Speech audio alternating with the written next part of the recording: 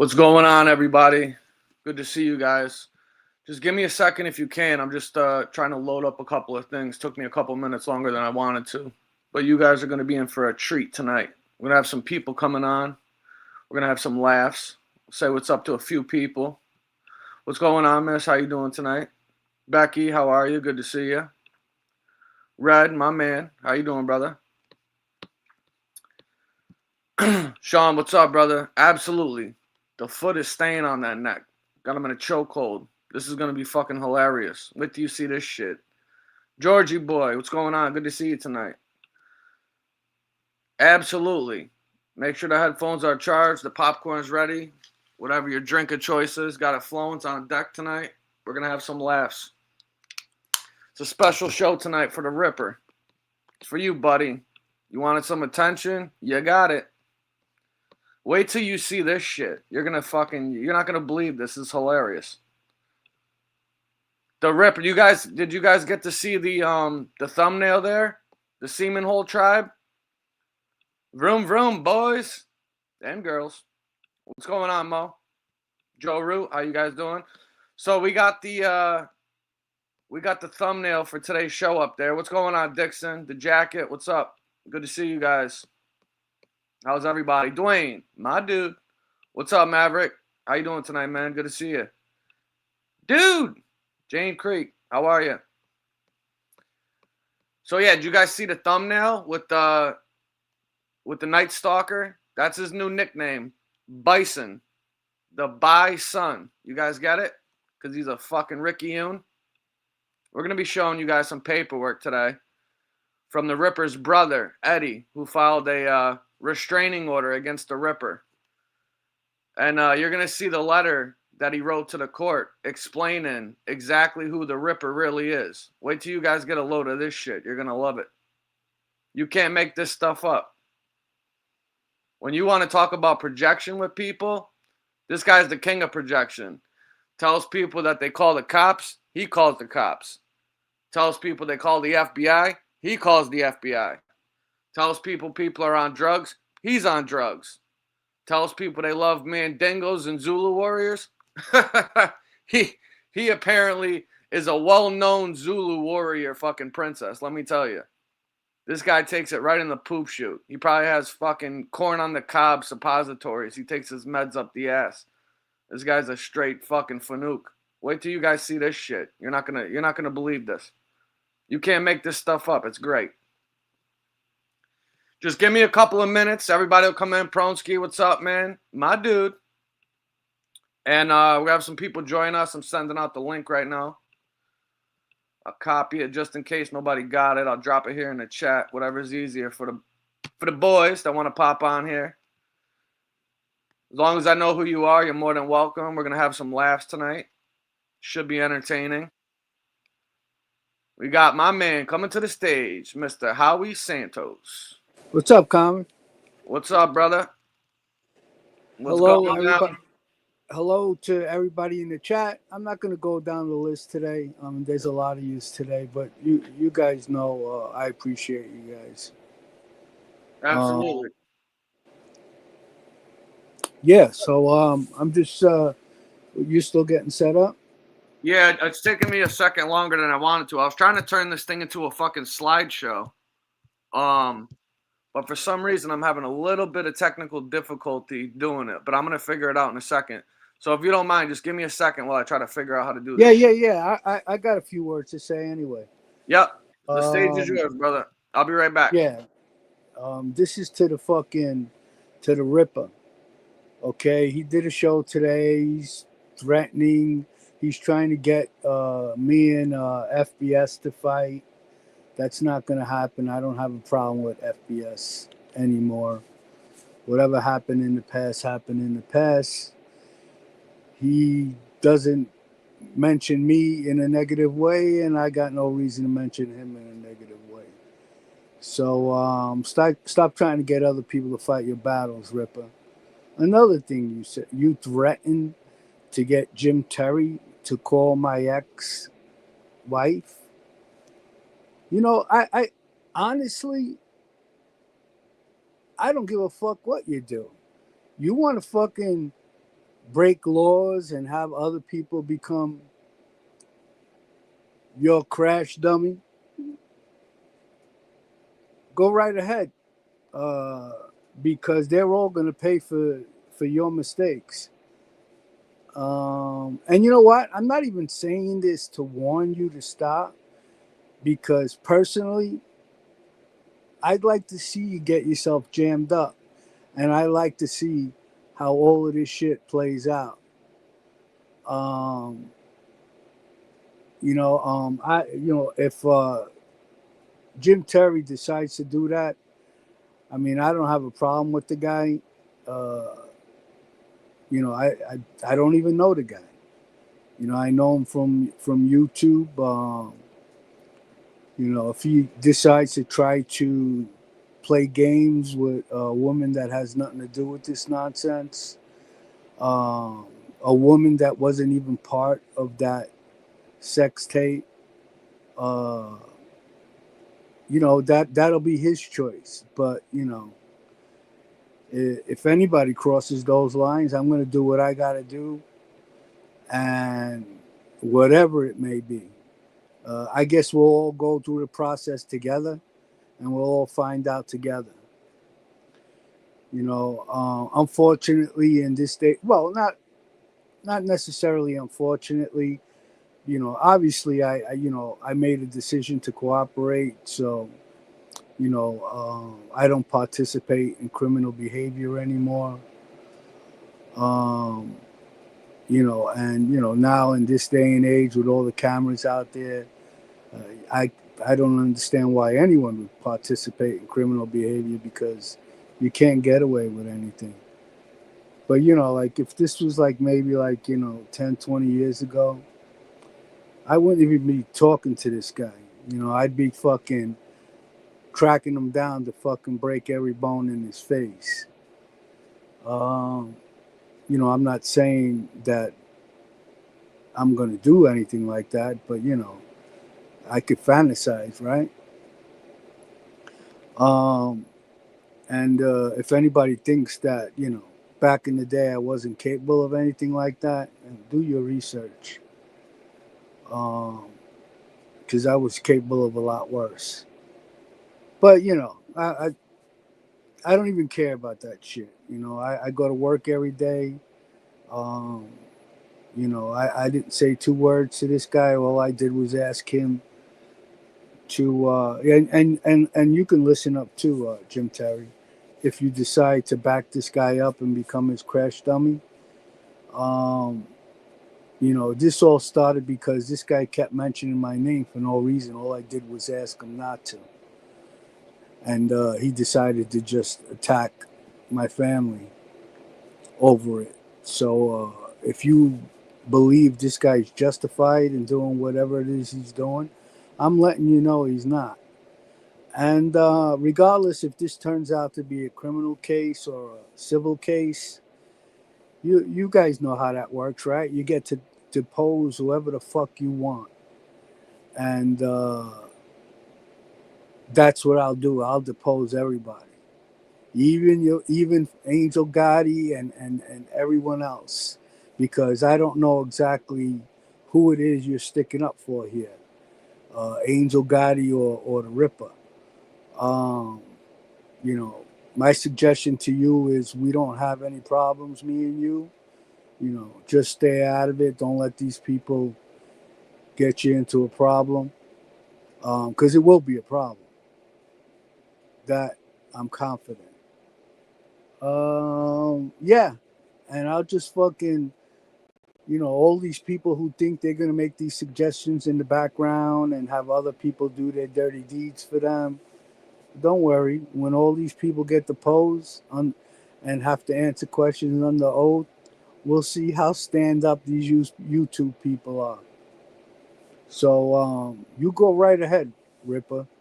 You do whatever the fuck you think, and stop trying to explain to your YouTube fucking followers that what you're doing is uh, perfectly legal. Like, what are you're not fucking convinced. What are you trying to convince yourself that what you're doing is not illegal? Like, your fucking chat means nothing. Whether they believe you're doing something legal or not, it means nothing. Once once this shit gets to the courts, you're gonna have to fucking explain to the fucking lawyers and the judges. And you know, that those bullshit fucking things that you keep saying ain't gonna fucking hold any weight. So you know, evidently, Common's got some new information on the Ripper. I'm looking forward to hearing it. Um, I don't give a fuck how you feel about it, Ripper. Um, it is what it is. You say that you know where I'm at now. Come see me.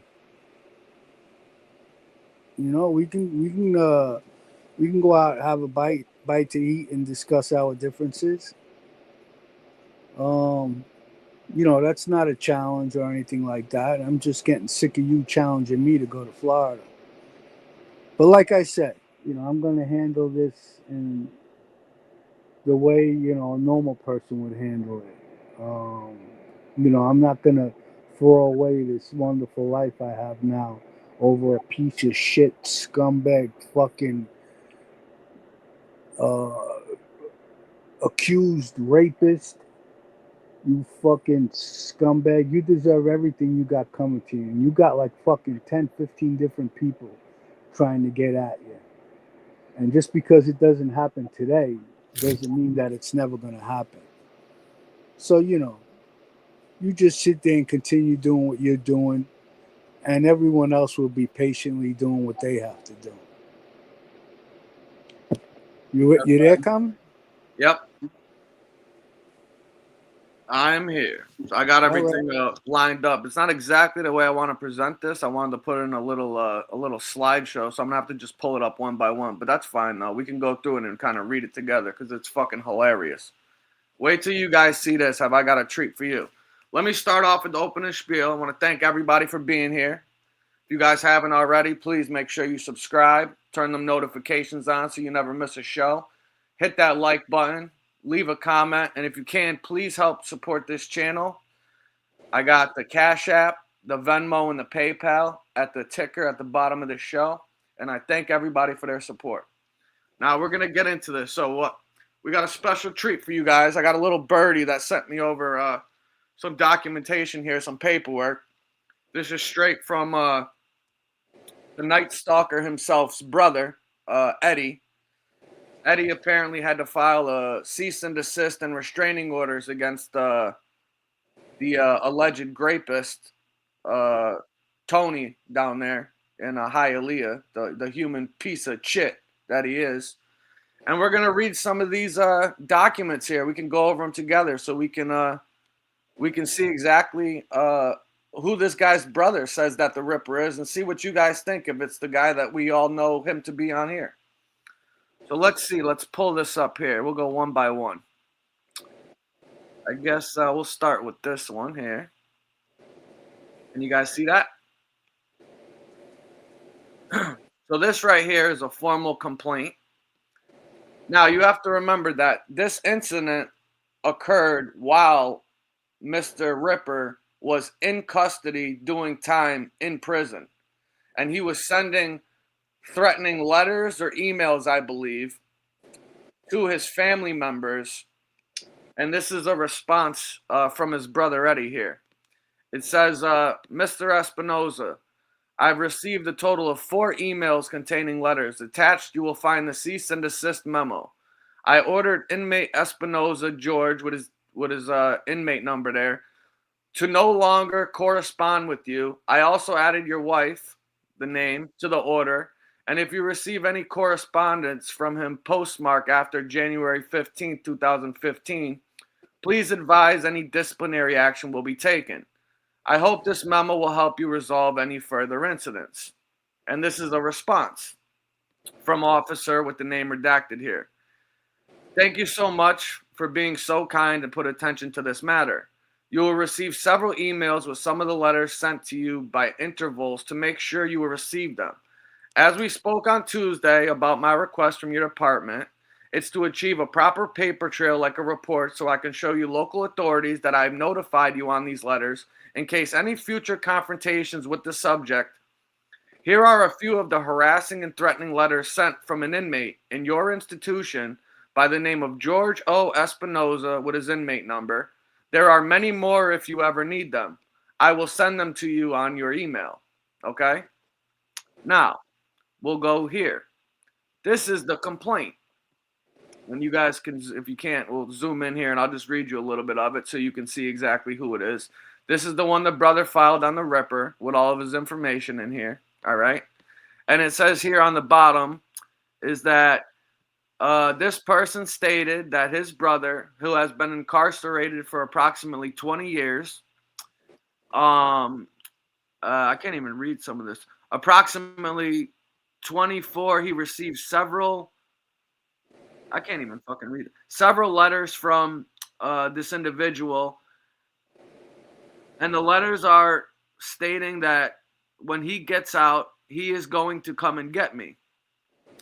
I was advised to contact the state corrections and advise them of the letters that Mr. Espinosa has sent them. And this is the reason for doing so they can document everything here on file to have a proper paper trail, okay? Now, he then writes a letter and explains the situation in detail, exactly what's going on here. And let me pull this up on my phone just so it's easier for me to read because it's hard for me to see on the screen here. But basically, the petitioner, his brother here that's filing this, is basically saying that he's requesting a restraining order and a cease and desist order. And it says that the petitioner is either a victim of domestic violence or has reasonable cause to believe that he or she is in imminent danger or becoming a victim of domestic violence because the respondent, and it asks them to please mark the sections that apply. And as you can see, every single section except for one is applicable. Committed or threatened to commit domestic violence in accordance to Florida statute. Previously threatened, harassed, stalked, or physically abused the petitioner, attempted to harm the petitioner or family members or individuals closely associated with the petitioner. He's threatened to conceal, kidnap, or harm the petitioner's child or children. They've used or has threatened to use against the petitioner any weapons such as guns or knives.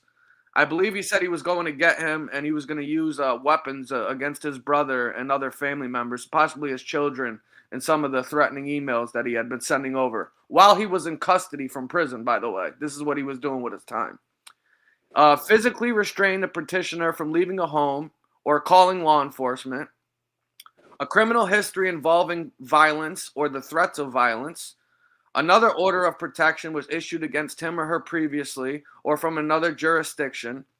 They've destroyed personal property, including but not limited to telephones or other communications, equipment, clothing, or other items belonging to the petitioner.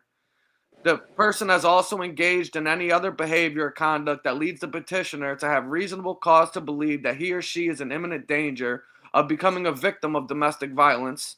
And they have threatened suicide and or homicide on the petitioner, okay? This is Mr. Espinosa's brother in his filings to the court about Mr. Jorge down there. El Scumbag, El Feces, the Night Stalker. And as we now know him, the BiSon, the BiSon. And we're going to get into that in 1 second. You're going to hear all about it from his brother. So the petitioner has suffered or has reasonable cause to fear imminent domestic violence because the respondent, and it briefly describes incidents of violence or the threats of violence, including when and where it occurred. All right, and this is his brother getting into it. He says, the petitioner states that the respondent, his brother, is verbally, physically, and psychologically abusive. The respondent has been threatening and stalking the petitioner and his family since 2009, threatening to cause physical violence. On April 17th, 2021, the respondent called the petitioner and his family's phone, threatening to kill the petitioner, his wife, and his son. The respondent swore that he will destroy the petitioner. They told the petitioner first that he will frame the petitioner with the law, burn his house, car, and the petitioner will not be able to do anything about it. On this date and several other occasions, the respondent showed up to the petitioners, and we're going to get into that. I believe that's this one here. Showed up.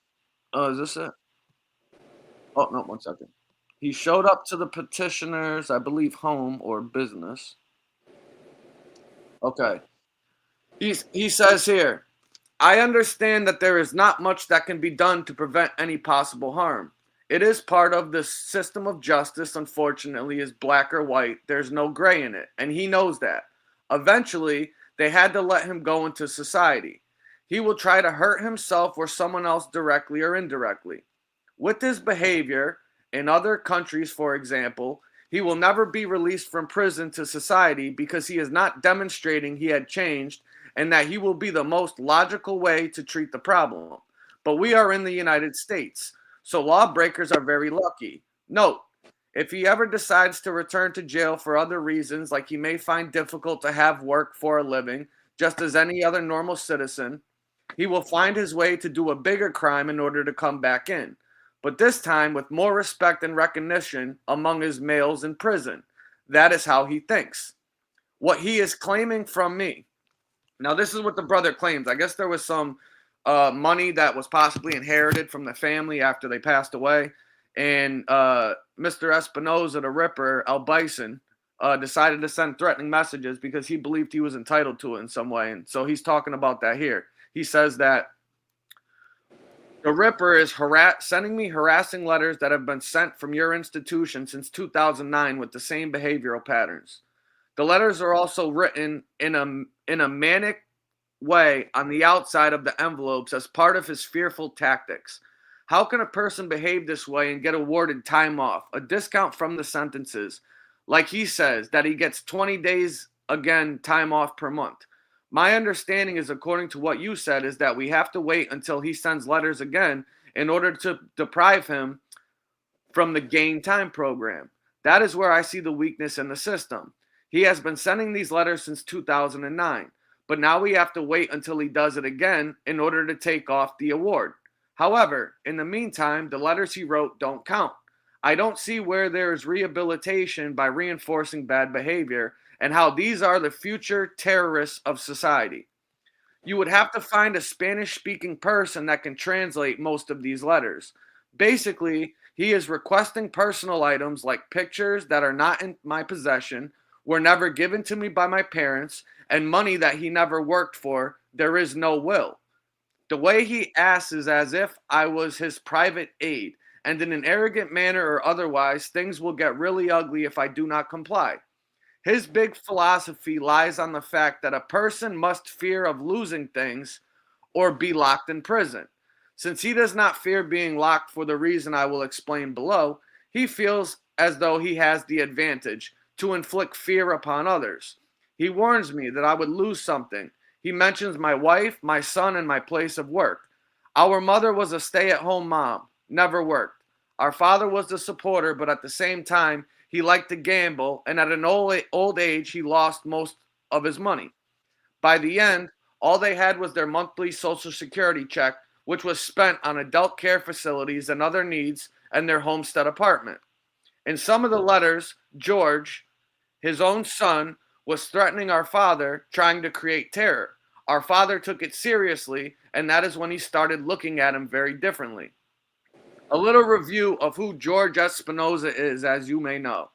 His main problem lies on the fact that he is an opportunist, repeat offender since he was at a young age. He abused his parents knowing that they would never retaliate, and he is always looking for weakness in others in order to abuse them. He is proud of his deeds and thinks of himself as a dangerous individual and hopes that others are impressed and fear him. He boasts on the fact that he has been in jail and prides himself on it. Doing time in prison to him is like earning a degree at a military academy or at a Navy SEAL operational forces facility. That is why he does not respect the law of the United States and won't respect his family or your family or any other citizen. Right now, one of the reasons he is in your institution was for beating an overweight woman with a pool stick and sent her to the hospital. Another powerful reason why he does not mind being in prison deep psychology. George has learned to be without a woman and instead feels very comfortable being around men. Bisexual individuals are considered to be social survivalists. I don't have anything against same sex or bisex individuals, for example. He could find himself someone in the free community, but the problem is, however, is that he must treat that person the right way. But this is where he always fails to do. So he may start harassing or abusing that person, and finally, he cannot keep the relationship. This has actually happened before more than once. This is the one thing he does not need to worry about inside prison, because whoever is offering him some friendship or companionship is not supporting him.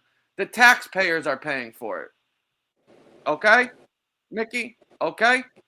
You guys hearing this shit? This is unbelievable, isn't it? The Comment. taxpayers, huh?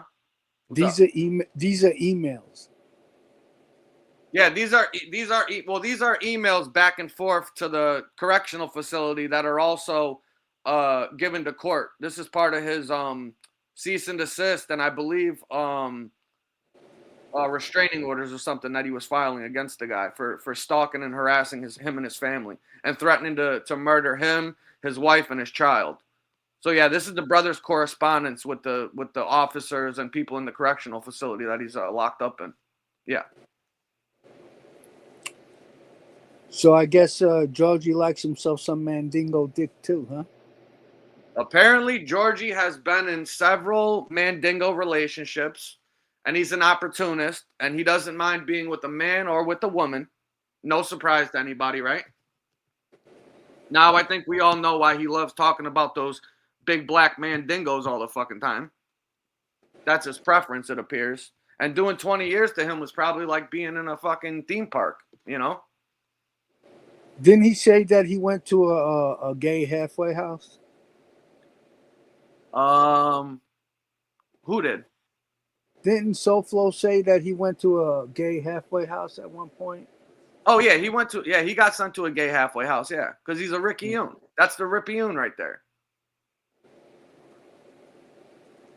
I don't think anybody should be surprised right now that the guy loves Zulu warriors, right?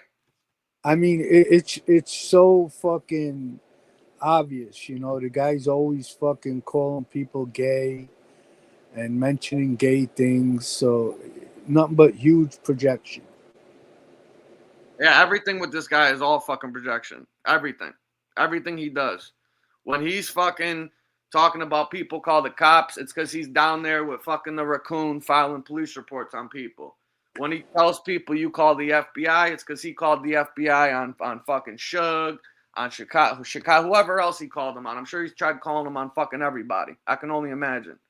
When he accuses people of being on drugs and drunk and alcohol, it's because he's a degenerate alcoholic fucking junkie. And he accuses people of being homosexuals and like a Mandingo because the guy loves cock, apparently. I mean, you can't make this fucking shit up. And it's gotta be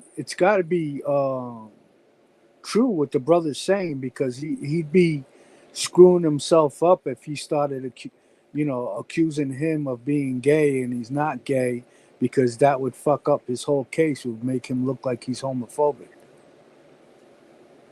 Yeah. No, he's in there telling the truth. He's basically telling him that, it's a known fact that he's a bisexual. He says in the letter and the correspondence back and forth, that's why he doesn't mind being in prison, because he's an opportunist. So he'll basically, take some cock if he needs to, if it's going to put a roof over his head or put a couple honey buns in his fucking cabinet while he's in there, or get him an extra tray during lunchtime. And that's the way the guy fucking rolls. You know what I mean?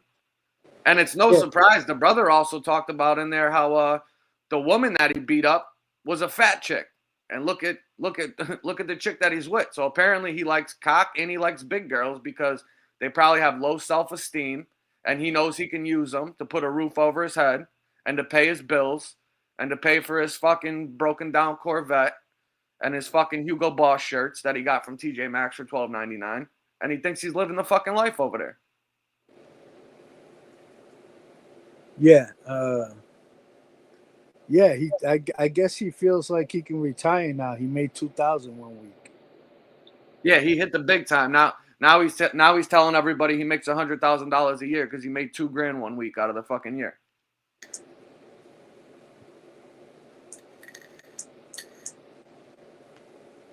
What do we got here? We got any? What do you guys think about this? You guys reading this shit? I'll have to post the paperwork on my community tab afterwards. You guys can get a real kick out of this shit.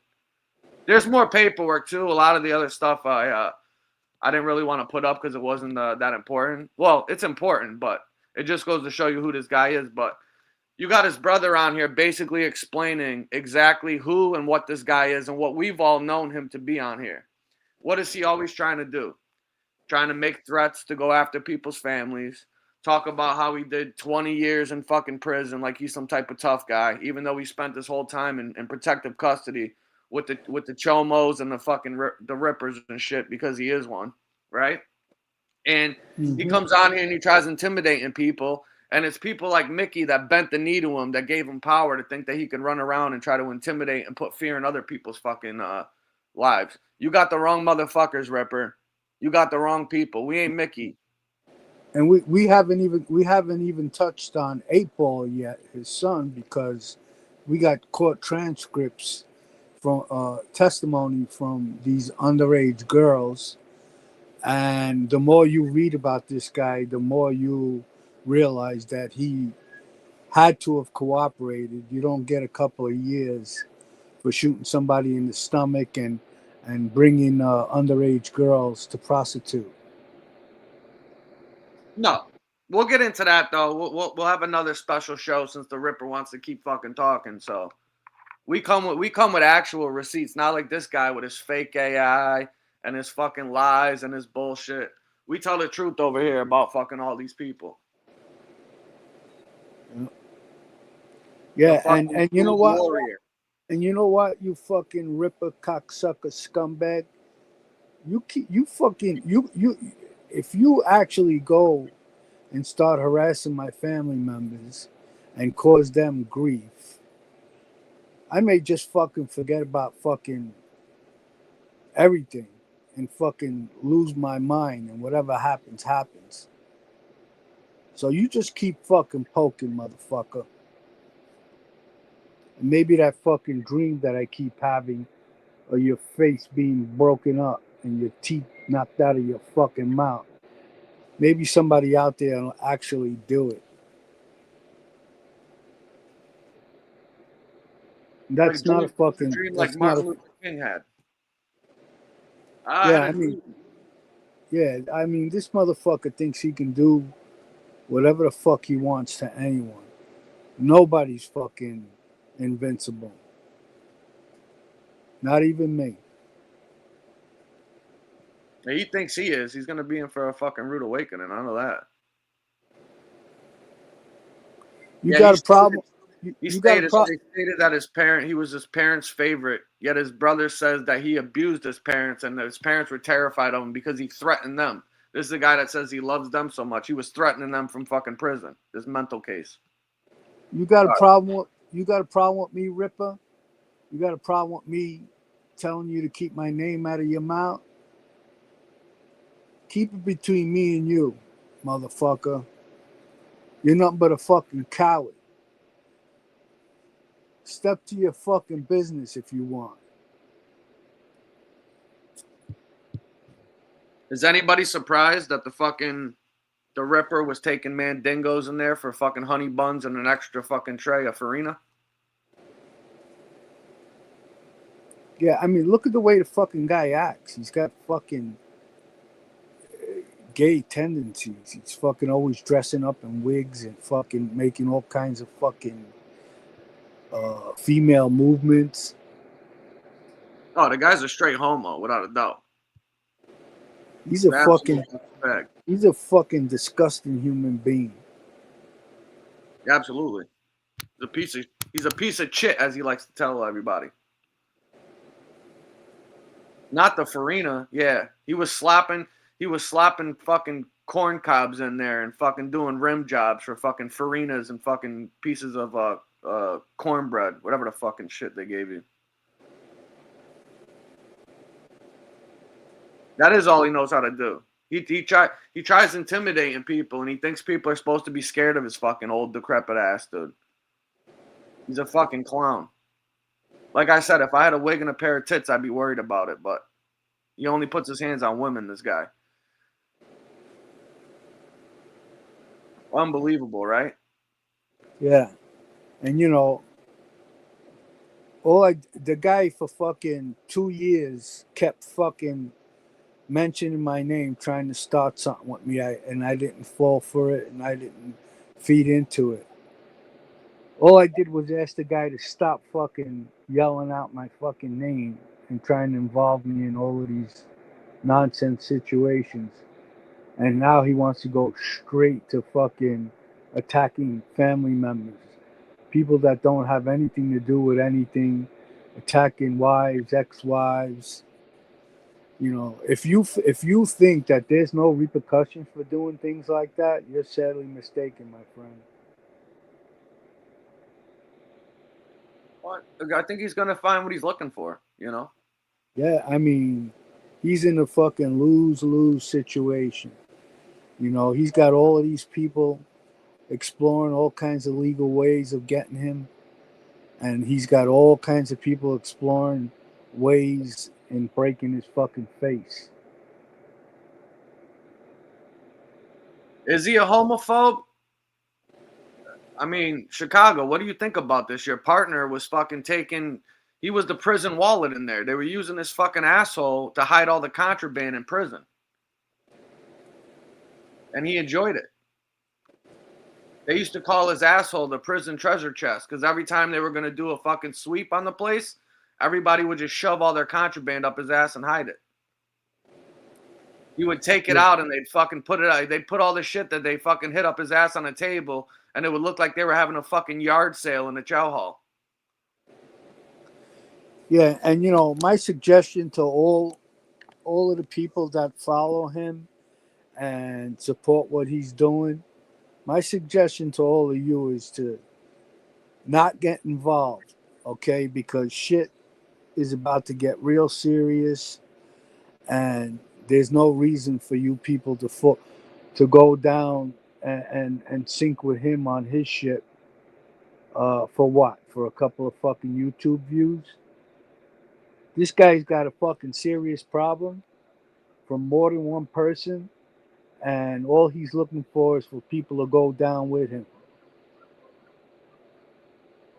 So my advice to you people is stay out of it. If you choose to stay, if you choose to continue supporting his ways and doing things for him behind the scenes, well, I'm not going to feel bad about anything that comes from it for you guys. Look at all these brown eye, the chocolate starfish. That's a Ripper's favorite. He loves that shit. He was sent to a gay halfway house, and when he got out, he said he was a Chip and Dale dancer down there in Miami. So I think everybody knows what he was doing for fucking money for a little while, huh? Until he met the Racoon. Yep. And I hear trees aren't the only things that he likes swinging from. Hey, she's probably pegging him. Probably. I wouldn't doubt it. The guy was in a gay halfway house. Can you believe that? Jesus.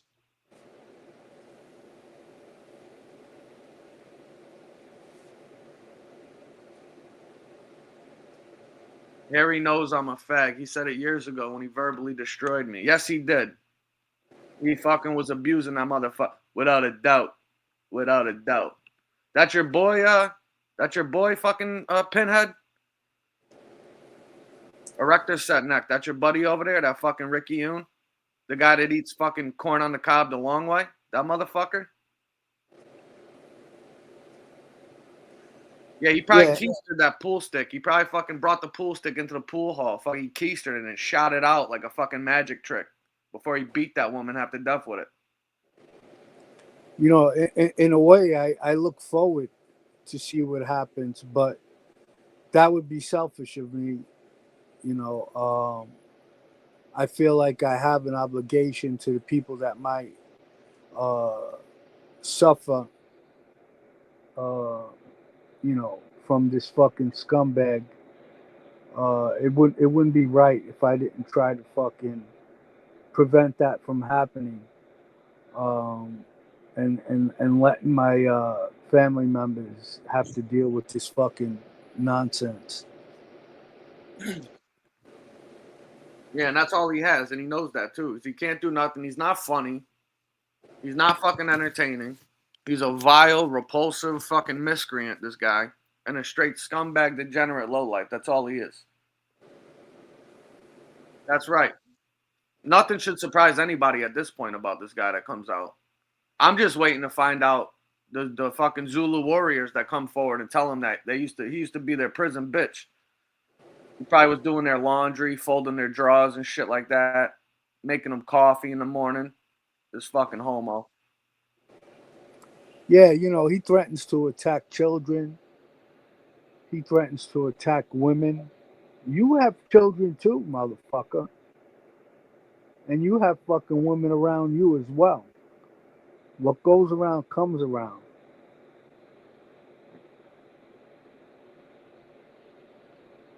What do you say? I helped operate a couple halfway houses in the Cleveland area during the Biden administration. It was mandated to be more accepting. It was recommended we take the LGBTQ clients. Oh, yeah, he did. He sure did. He did try to warn everybody. Yeah, he told me if people on here really knew who this guy was and knew the truth about him, that nobody in on this community would fuck with this guy. So you can take that for whatever it's worth. Who you talking about? Nikki Blake? Yeah, Nicky's a nice guy. Yeah, I used to talk to him here and there until the Ripper turned on that guy too. You know, should be no surprise. He's just like Mickey in a sense. He's got no friends on here. He uses everybody that he can. He tries intimidating people and making people scared of him to do his bidding for him because they think he's some fucking big bad tough convict or whatever. Meanwhile, the guy was in PC playing fucking Dungeons and Dragons and hiding a salami in his spare time. Yep. And he fucking raised a fucking pimp for underage girls. Yeah, sex trafficker. 8 Ball. Your son 8 Ball. Right, Ripper? Fucking chip off the old block, as they say, I guess, right? Yeah. Hey, thanks for the donation there, Scott. I appreciate you, brother. If anybody else would like to please help support the channel, got the info scrolling at the screen. I appreciate you all being here. And if you haven't done it already, please hit that like button. I appreciate it. Yeah, it's some sick shit. You ain't kidding about that. This guy's a real sick motherfucker, a real scumbag, a real lowlife. Yeah, that's true. I gotta get that paperwork too. Did you hear about that, Howie? What's that? Oh, the cosmetology class. Yeah, he was in there learning how to do makeup on his boyfriend, so he can fucking help cross dress and shit like that to try to make them look like fucking women. I wonder if he was rolling up his T-shirt in a knot. Yeah, they had the Kool-Aid packets on his lips, and he would get like the extra small fucking pants to wear, so they were real tight on him and shit like that. That's why you don't hear no fucking war stories from prison, because he was a punk. Yep. That's a prison word for a fucking gay guy. He was a prison bitch. Straight punk. The fucking Ripper. El Cholo over there. Yeah. El Mono. He probably had his boyfriend sticking up for him. Yeah, look right there, that last paragraph right here. We'll read it again if you guys are coming in late right here. George Espinoza, as you may know, is an opportunistic repeat offender since a young age. He abused his parents knowing they would never retaliate, and he's always looking for weakness in other people in order to abuse them. He's proud of his deeds and thinks of himself as a dangerous individual and hopes that other people are impressed and fear him. Nobody fears you, Ripper. You're a coward. You're a fucking punk. You're a prison bitch. He boasts on the fact that he has been in jail and prides himself on it. Doing time in prison to him was like earning a degree at a military academy or at a Navy SEAL Operational Forces facility. This is why he does not respect the law of the United States, nor will he respect his family or your family or any other citizens. All right? Right now, one of the reasons he is in your institution was for beating an overweight woman with a pool stick and sent her to the hospital. Another powerful reason why he does not mind to be in prison.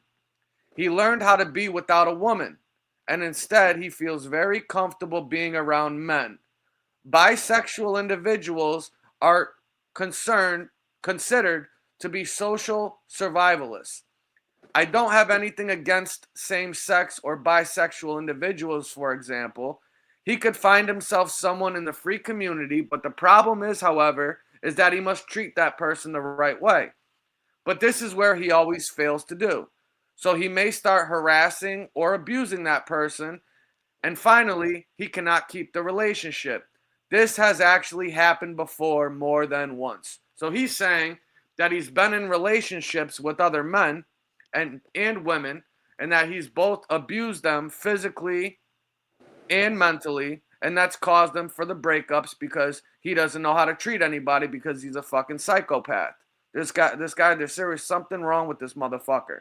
He's on all kinds of psycho. Remember, you on any psychotropic medications, big dog? No, but you are. You're on psychotropic medications, aren't you, Ripper? Well, now you know how he got commissary in prison because there wasn't anybody sending him no money, so he had to sell his ass. Yep. He was blowing guys for honey buns.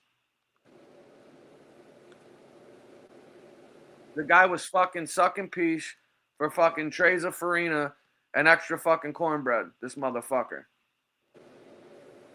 What a fucking animal, bro. Yeah, you see, Ripple. We back up what we say with facts and paperwork. All right, we don't just fucking say whatever the fuck we want, like you do. Well, that's all the guy's got. He's got to make shit up because he ain't got nothing else. He talks shit. He fucking threatens you. He and then he says, I really don't want no problems with you guys. Just don't talk about me and I won't talk about you.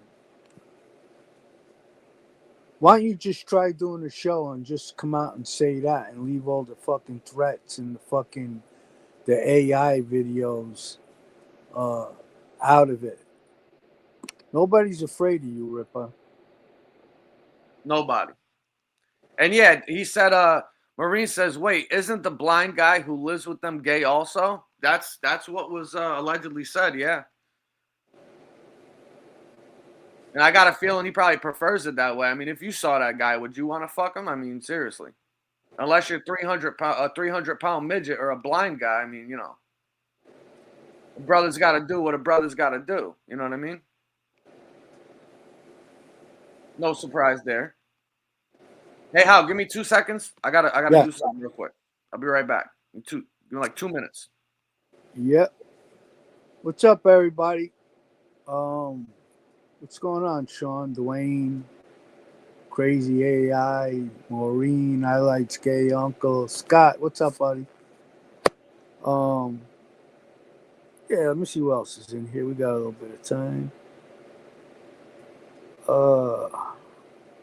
We got Lefty in the house. What's up, Lefty? I like Gay Uncle, Scott, Boogeyman, Calm. I know I saw Stevie B at some point here. Food Stamp, Sugar Daddy. Some of these names are fucking crazy. Just Do the Right Thing. Yep, you got the right fucking title there. Itty Bitty Nita. Dom Calandra, I recognize you from Frankie's show. Good to see you. Yeah, we're trying to get, well, not me, but because this is Common Show, but we're trying to get past all of this before Common can start doing some actual content. But it's just every day something new. Something new with what's up, Doug Ross? Um, that's all I see for now. But yeah, he thinks he can just say and do whatever the fuck he wants, and people are gonna keep their mouth shut because they're terrified of him. Now he wants to resort. What's up, Mark? Mark Askew. Trying to get people to do his dirty work for him, and you know, threatening me with Jim Terry trying to record my ex-wife on a phone call, um, saying that FBS knows exactly where I am. Trying to get other people to fight his battles, hoping that I say something to FBS. It's not gonna work, buddy. This between me, you, and whoever supports you and gets involved. You're nothing but a fucking punk anyway. Anytime people challenge you to go someplace else or meet them halfway, you always fucking punk out and say, no, you come to fucking Florida. That bullshit that you pulled going to New York, you went to New York and challenged guys that lived in Rhode Island to come see you. And then the one guy that did come see you, BK, you fucking talked it out like a fucking punk. You challenge somebody and they show up, you're supposed to fucking shoot five, hook off, whatever you want to fucking call it. But no, you went there with your wife. You didn't plan on fucking fighting with anybody. And then you had a bunch of your friends there, to break it up just in case. He gave him a hug. Yeah. Yeah, I don't believe for fucking 1 second that fucking BK went all the way out there to meet him just to talk it out. No, absolutely not. He showed up. He knows that. That's why he had to fucking edit the photos and try to fucking, make him look bad because he pulled his card. He pulled his bitch card. Yeah, and whoa. So you went all the way down to fucking New York just to talk it out with people? He probably was surprised that BK showed up. He knew nobody else was showing up because they don't fucking live in New York.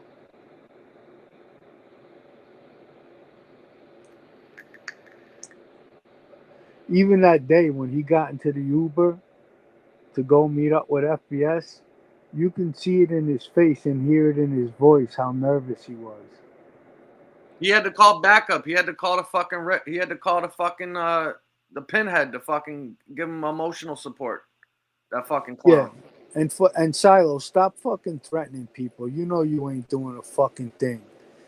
Okay? You're fucking in your 60s. Now all of a sudden you're going to fucking turn into a tough guy and start beating people up when you never did that in your fucking life. uh, he had to even pretend to be a fucking fighter on fucking YouTube to try to fucking boost his morale. Yeah. That's what a clown this guy is. Insecure. Yeah, anybody that has to come on here and make up their fucking life story and pretend to be somebody else is a fucking insecure fucking clown. Yeah, he wanted everyone to think he was this pro boxer because he's insecure. Yep. It's up to you, bro. And then he wants to threaten people that he knows very well, you know, not that they're punks, they're just not the type of person to go, looking for trouble. Right. And for your information, Ripper, Gunsmoke never called the cops on anyone. All right, bro. What's up, Tony Buick? How are you? What's up, Tony? How you doing, brother? If anybody wants to pop on, hang out, Anybody's got anything to add, feel free to join. You can jump on. Hey, Steve, Dwayne. I think I said Brian G earlier. Joe Root, Socrates. Yeah, just hey, what's up, Vinny Chicken Cutlets? I haven't seen you in a while. Yeah, yep, that cafe. I spent a good part of my life on that cafe in Cooper. Hey, sorry, give me 1 second. Somebody's sending me something. I got a call. Hold on. Yeah, I'm not Sable. Did you enjoy your Thai food? This is what I like doing. I like communicating. I mean, this is a social network. It's about socializing. You know, I like communicating with people. Sometimes they ask me questions, so I'll tell them some stories or whatnot. They seem to enjoy the stories. You know, those weren't the best days of my life. It's not it's not anything to brag about hurting people all your life. But it is what it is. There's a lot of good people in here. There's unfortunately, a lot of bad people. But yeah, I don't think Vinny Chicken Cutlets is fish either. No, that's not fish. No. Sorry, there's something going on in the chat. I think they got it straightened out though. Why? What was going on? Fish and somebody else is fucking in the chat stirring up some shit. Fish, that fucking. You're not wanted here, Fish. Take it on the fucking arches.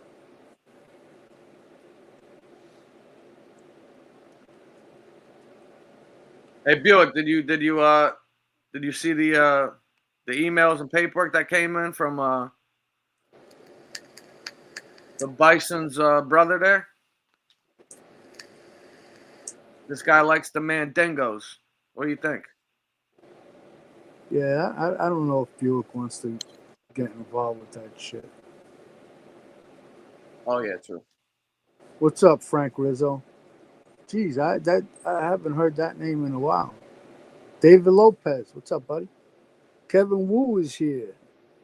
Hey Wooski, what's up, my man? Good to see you. What's up, David? How you doing tonight, buddy? Good to see you. Thanks for stopping by. Doug Ross, I don't know if I mentioned you, but if I didn't, how are you?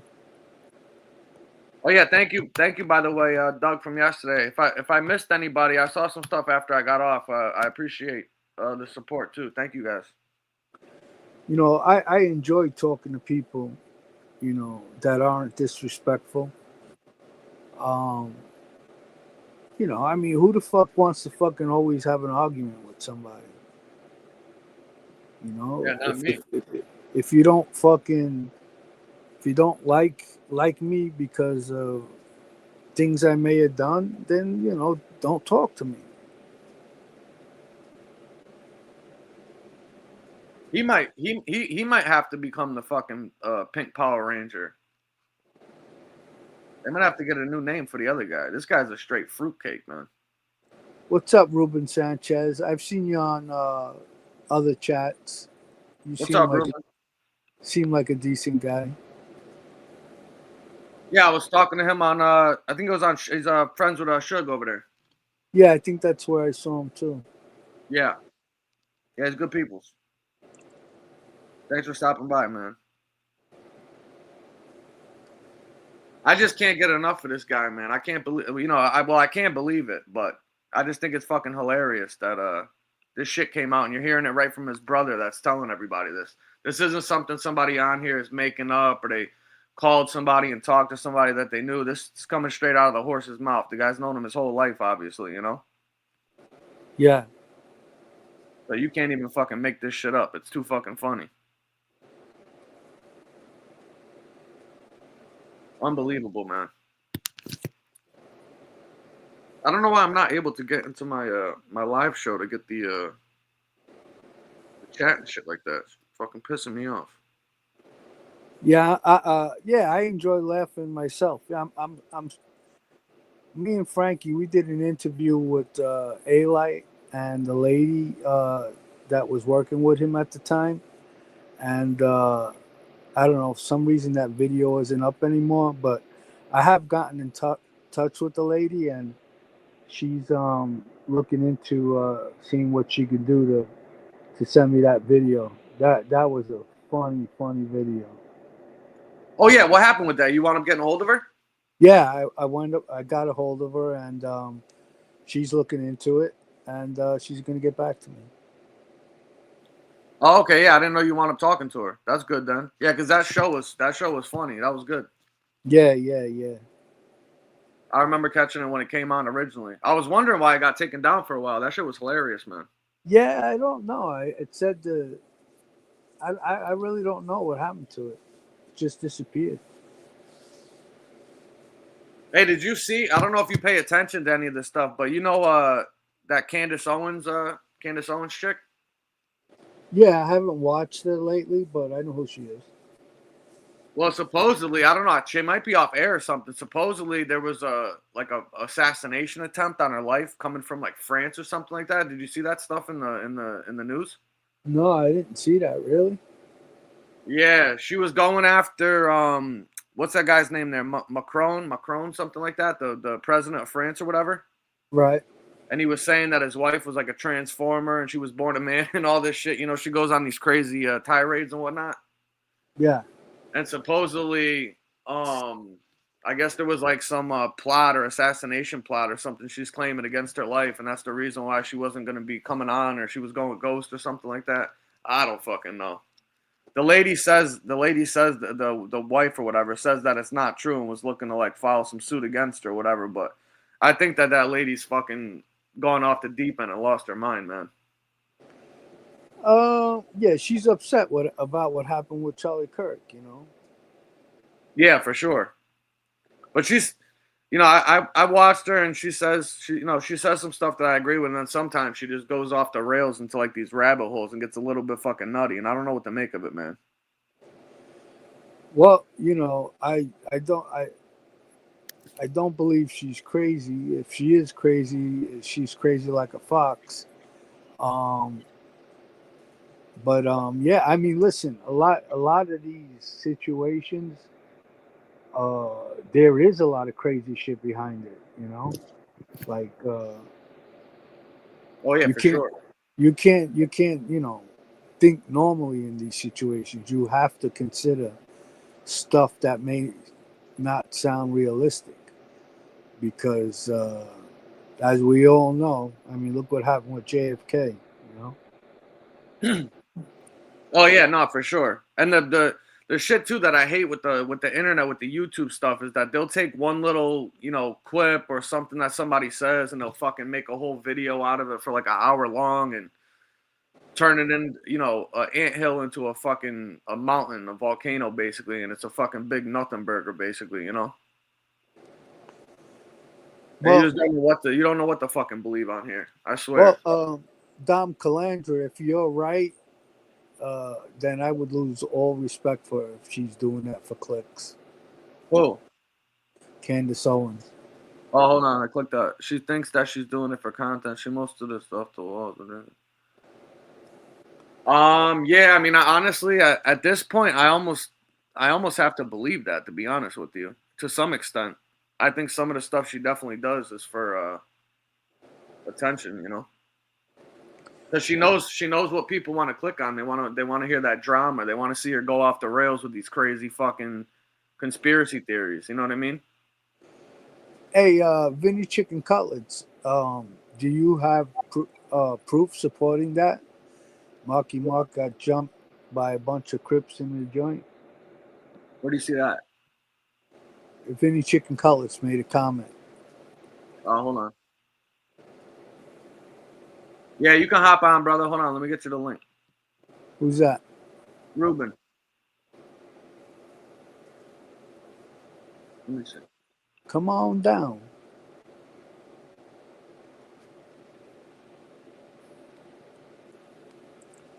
Anybody, maybe we try to limit the panel to the maximum four, but we usually like to do three. But four, we can get away with. Any more than that, it's too much crosstalk. Yeah, everybody winds up just talking all over each other and shit like that. It gets out of hand. Yeah.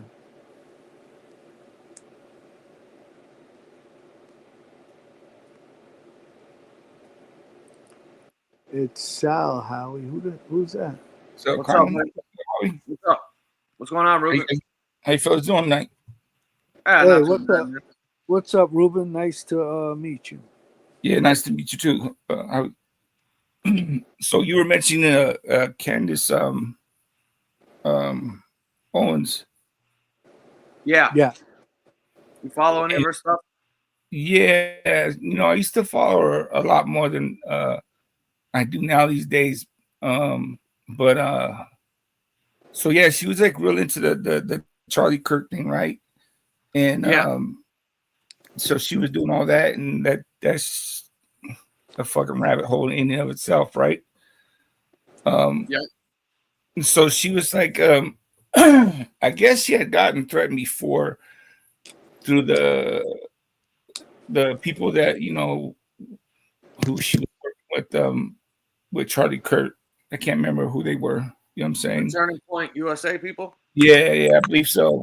You know what I mean? Yeah. And so she had quit and she went over to this other place, right? Uh, And like who Ben Shapiro is? yeah. So like I used to like Ben Shapiro, you know what I'm saying? But like Ben Shapiro's um his values are like just straight with like Israel and stuff, you know what I'm saying, and all that. So Yeah. there's this weird thing going on with Israel, the United States, and this and that, and then Charlie Kirk, had something going on with that, and I guess he denied some money or something like that. Um, then you got Ben Shapiro, where he's supporting Israel and stuff like that, and then Candace Owens is a Catholic, you know what I mean? So she isn't, in support of obviously Israel, that bit not Yahoo dude. Um, so I think like I believe that, you know what I mean, somebody could have put, something out on her because they've done it before.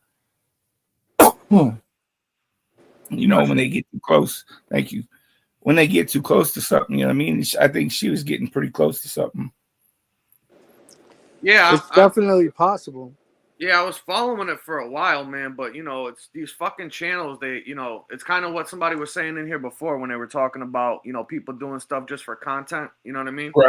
Right. And you can watch all these shows and they'll take one little thing and turn into something else. Like I was looking at something earlier for a little bit and they were talking about somebody spread a rumor something about the Charlie Kirk had a life insurance policy that was worth like 40 million and they spilled the beans on it, but I guess it's already been like debunked and shit like that.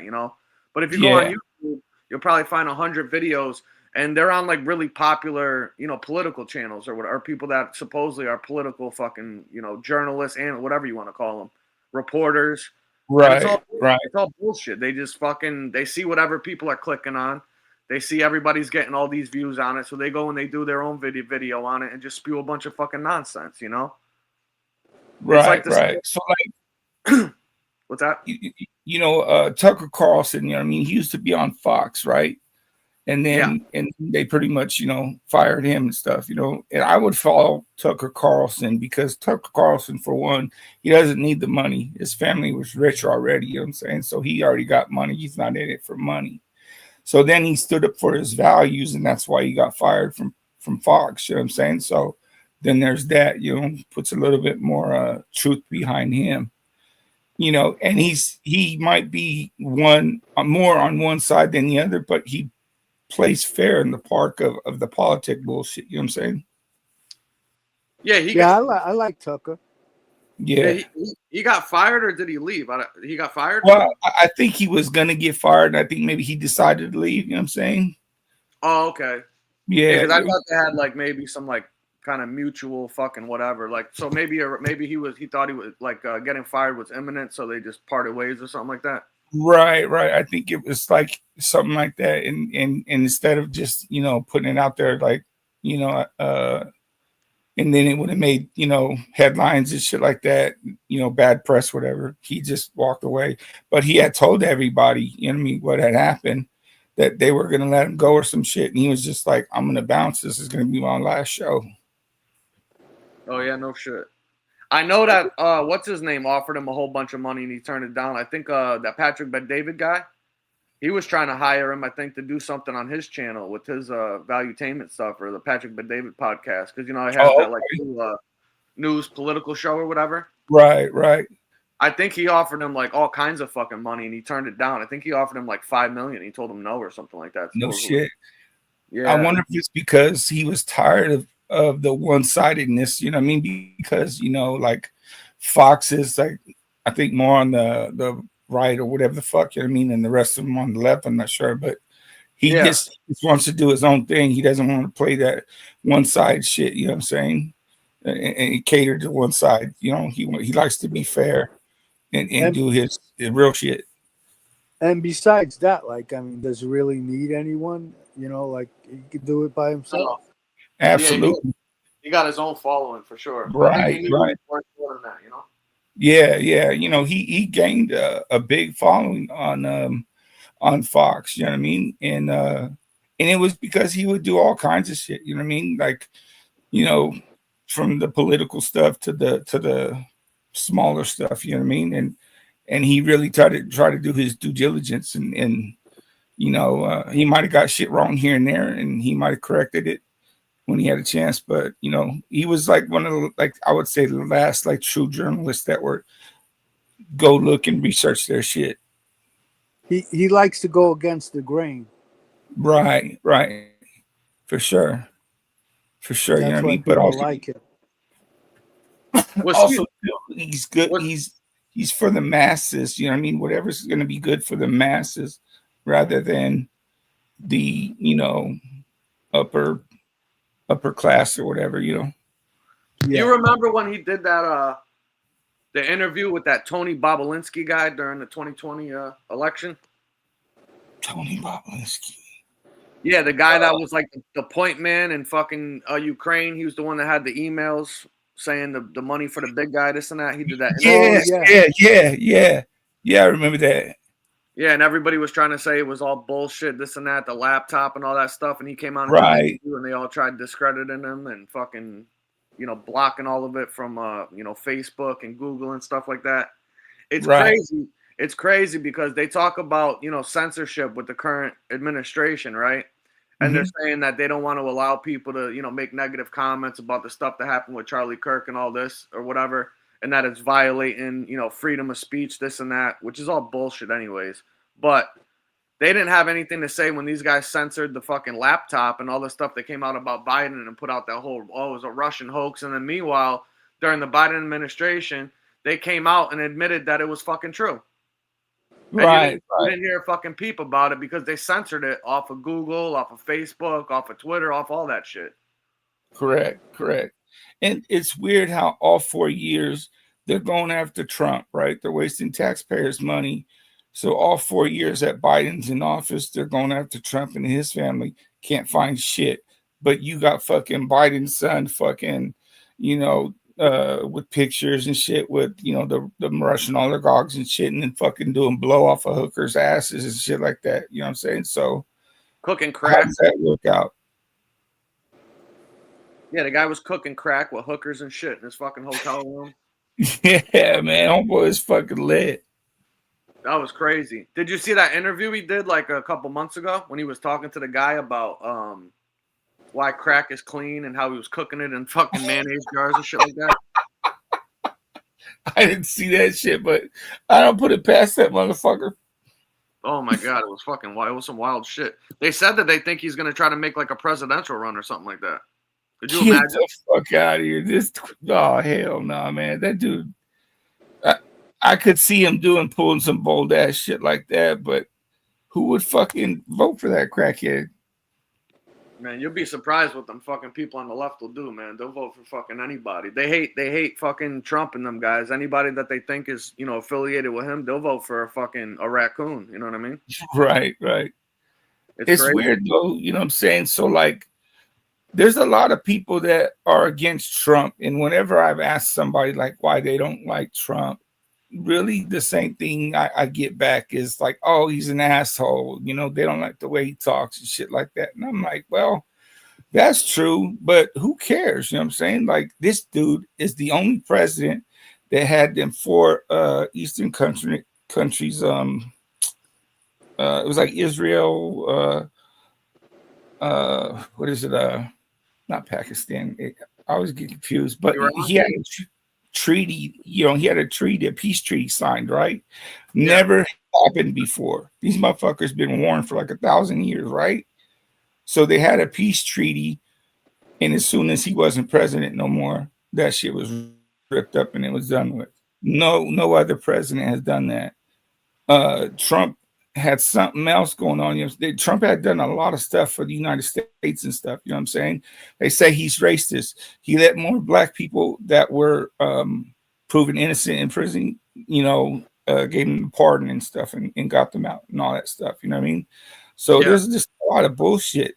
But now when he's president this time, it seems like he's just a little wishy-washy. You know what I'm saying? He's not the same dude that he was the first time around.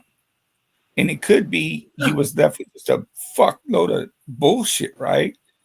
But who knows? Yeah, I mean, I honestly thought that if he got elected again, that the you know, the constituents and the people in, you know, Congress and the Senate would fucking, you know, give the guy a chance, knowing that he wasn't going to be able to ever run again, and just let him do his 4 years and try to, you know, do the right thing. But obviously they have other fucking plans, and they're trying to do whatever they can to get him out of there again, which is crazy. Right. And it's like you got to ask yourself why? Why this one guy? He's not a politician. You know what I mean? He's not in it for the money because he's already rich. And maybe that's what the country needed. We don't need no fucking politics, because obviously our politics are fucking shit, right? So he comes in as a businessman. And as a businessman, he's already been doing business with these other leaders of these countries. So he's got like a little hook in, you know what I'm saying? So now that he was president the first time, he was making ends with people and shit. So he was making headways. I don't know what the fuck is going on with homeboy now, though. Yeah, I don't know what to make of it, man. I'll be honest with you. I'm not sure. But I did see, you know, I did see a lot of stuff going on with the stuff with like the tariffs and shit like that people were complaining about. But if you actually look at him and see what happened, that guy's funny. You know that senator from where the fuck is he? Louisiana, that Senator Kennedy guy? Yeah. That guy's the old dude. You seen that guy? Yeah, he's funny. Yeah, He's that guy cracks me up. He had something the other day that he said they were talking about the tariffs, right? And I guess the people, some of the Democrats and shit like that were like, oh, well, you know, the tariffs from, so I guess what happened is basically the tariffs from China or whatever, they went from, you know, 20% and they went up to 30%. And then our tariffs on exports went down from 20% to 10%. And these idiots on the left, the Democrats, were saying that, well, I don't think anything changed. You know, ours went down 10% and China's went up 10%. There's no fucking difference. And that guy, Senator Kennedy, said, you know, I'm not going to say that the Democrats are the fucking dumbest people in the world, but if that guy fucking dies, they're going to be in trouble. That shit was fucking funny. I did hear that shit. That shit was fucking funny. I was fucking dying, bro. I was like, that was a good one. You know, but cracking up. There's another thing that like I trip on, right? Is like, okay, all this AI shit, right? Like I was talking to my ex-brother-in-law, and he was like, if you know, I haven't been down to like the LA ports in a long time. You know, all the people that used to work at the ports, you know, taking off the containers and all that bullshit's all automated now, right? So that AI crap. So all these people out of a job. And then you got all these other things. I mean, shit, you go through a drive-through, and the fucking drive-through thing is like an AI thing right now. So if there's all this AI shit going on, why the fuck are we paying more in taxes and shit? You know what I mean? Like, how come prices aren't going down? You're not paying insurance. You're not paying 401ks. You know what I'm saying? You're not even paying salaries. You know, so you would think that the country would have a little bit more money and shit. You know what I mean? But It's not. Why is shit going up and not down? People are lining their pockets, man. They ain't gonna let their money go. They're gonna get it funneled to somewhere else. You know what I mean? It's crazy. No, I agree. Did you see the start of the You see the start of the show with the paperwork on the fucking Ripper or what? Yeah, man. That dude is What do you think about that shit from his brother? fucking wild. That's another fucking.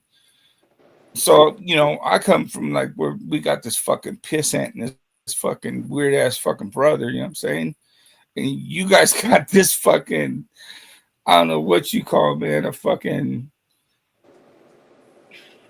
a BGB. You know what I'm saying? I don't know what I'm saying. He's a fucking weird ass fruitcake, man. Oh yeah, he's mentally ill. The guy's out of his fucking mind. Maybe I don't. maybe Jim Terry should give Self-Love's brother a call. Oh yeah, right.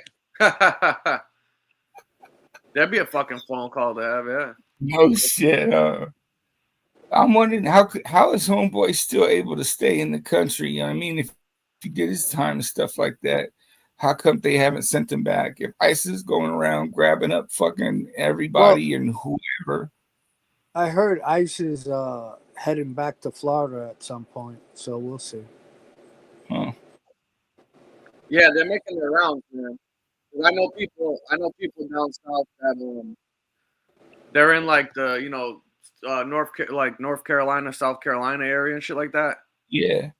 And they're hitting those areas pretty hard right now. They're picking up people left and right. They're doing sweeps and everything like that. And my buddy was telling me is that the ICE people or whatever, they have like certain quotas that they need to meet because they get money from the federal government for all the people that they pick up and detain and deport or whatever. They're getting, kickbacks and shit like that. So they have quotas that they got to meet. So hopefully when they do get down to that area and they start picking their people up and they need to meet their fucking quota, that the Ripper's at the top of the fucking list. And we'll make sure that we direct them right over to the fucking addresses that he's running around hiding behind. Right. And plus he has a handler and shit. You know what I'm saying? Like, yeah, he does. Yeah. How many that have a handler? It could be that his handler is a fucking lefty, so probably looking out for him. Right. It could be too that the guy's also maybe, Cuban or something like that. Maybe feels like he's got something in common with the motherfucker. Who the hell knows? Yeah, he's got a Latin name, so. Yeah, he's got a Spanish last name, yeah. Oh, okay. At the same time, they're trying to round up the illegal aliens. You have people from the left trying to protect them. Right. Well, I think a lot of people were originally like pressuring the guy, and he fucking probably didn't want to do his job or something and made some excuses up. So it probably just needs to circulate back on his desk when enough people go in and complain about it. It'll get brought back up for review. You know what I mean? Yeah. Well, it could be that his handler's blowing smoke up his ass, and he just really doesn't care about him. And when the time comes, the time comes. Yeah, because at the end of the day, that guy doesn't care fucking whether or not the guy gets fucking sent back to fucking Cuba and shit. Nor should anybody else when they see what the guy's on here doing and what a degenerate the fucking guy is. That's the truth. Yeah, the guy's party when that happens. Trust me. The guy's not even an American, and he's attacking Americans. Yep. Right. You know what I'm saying? Yeah, it's just a trip. You know what I mean? That they haven't come and picked up homeboy. If he has a place to do his live streams, his shit, however many fucking days he does that shit, you would think like, okay, bing, here we go. I fucking hope so. I can't wait. Yeah. I can use a serious laugh. Right? Yeah, especially with people like him and fucking pissant. Unfortunately, I think he was born in the United States, so I guess he gets to stay here. But Jim, no, he wasn't. Nah, he wasn't. No, I'm talking about pissant, the dickhead from my area, and his brother. Oh. Yeah, I call him pissant. You know what I mean? Because he's not a respectable person. So. Oh yeah, not even know who you were talking about at first. I got you. Hey, did you guys hear fucking what happened to fucking pizza, dude? Yeah, he got into a car He accident. got to an accident. Shit. Said he was looking at chat or some bullshit like that. Yeah, I guess he was on his phone. I just saw it. It popped up on my feed. I guess Joey Dimes put up the video and shit like that. Did you guys see it? It's fucking hilarious. I haven't seen Yeah, I that shit. saw it. Oh, you seen You it? didn't see it yet? Yeah. No, I haven't Yeah, seen but it. was he holding the phone in his hand, or was it like connected to his like vent or something? I don't know. I couldn't tell. This is the video though, right here. Here, I'll play it real quick. Here, let me add it. All right.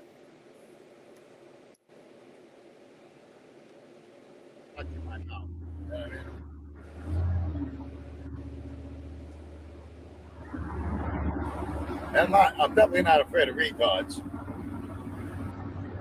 Misfits and retards, junkies. Definitely not afraid of them either. So, you know. And I'm definitely not afraid of fucking 6'8" dirtbags. He's got a 6'8" dirtbags with no teeth. Fuck.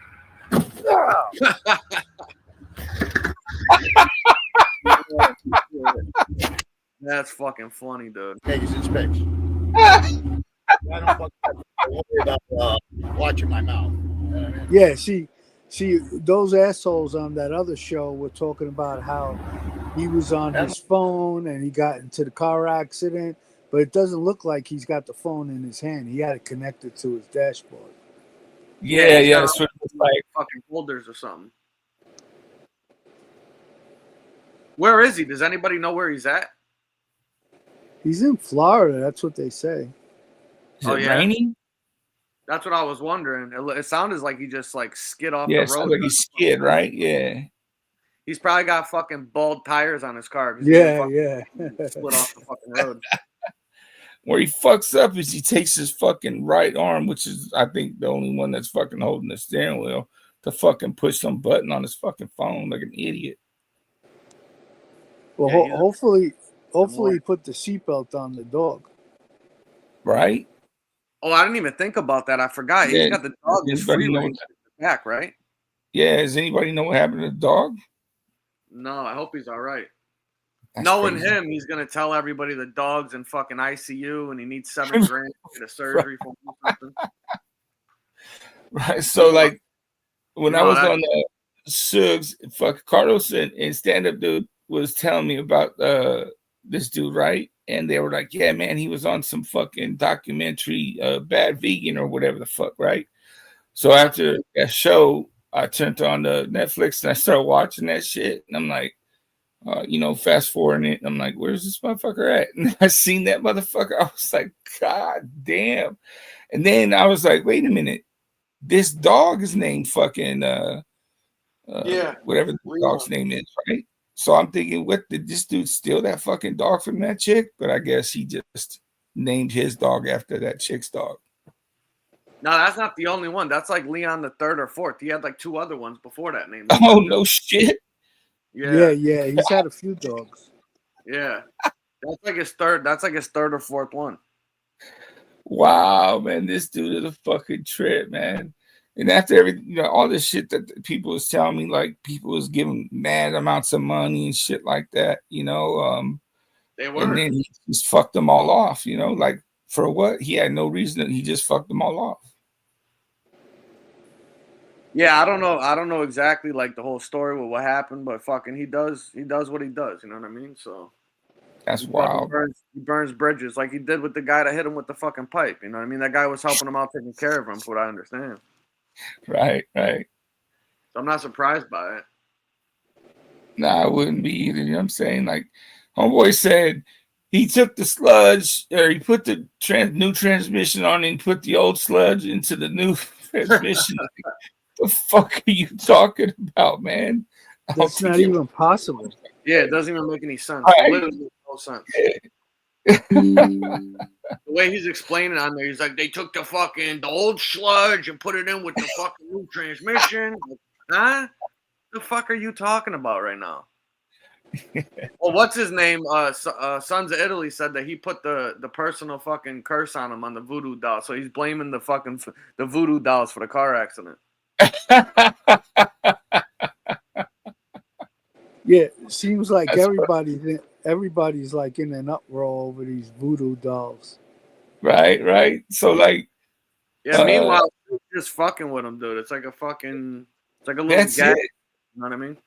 Yeah, that's it. You know what I mean? He's just fucking, doing it just out of bullshit. You know what I mean? Because if you really think about it, and if you know anything about, that kind of bullshit, there's more into that shit. You know what I mean? Talking about cutting off chickens' head, using their blood and doing some chants and some smoke bullshit. You know what I mean? They get into that stuff to make them fucking spiritual bullshit work. She's just fucking put some pins in that shit.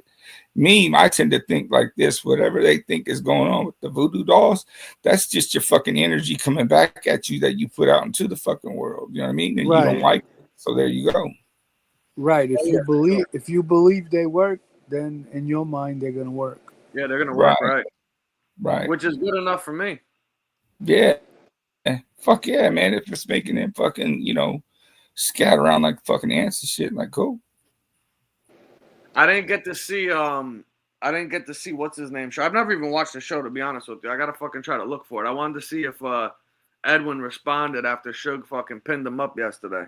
He said he couldn't have been fucking too happy about that. I wanted to see if he was on his gangster shit.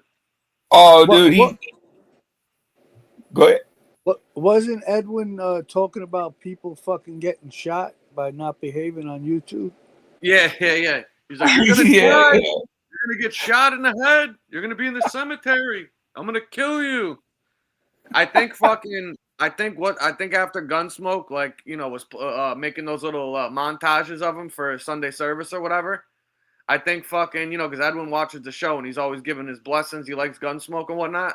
So I think he was like playing it up and shit, knowing that Gunsmoke was using all them little sound bites for his show. So he started talking like real extra spicy lately because Gunsmoke's listening, hoping he's gonna clip that shit.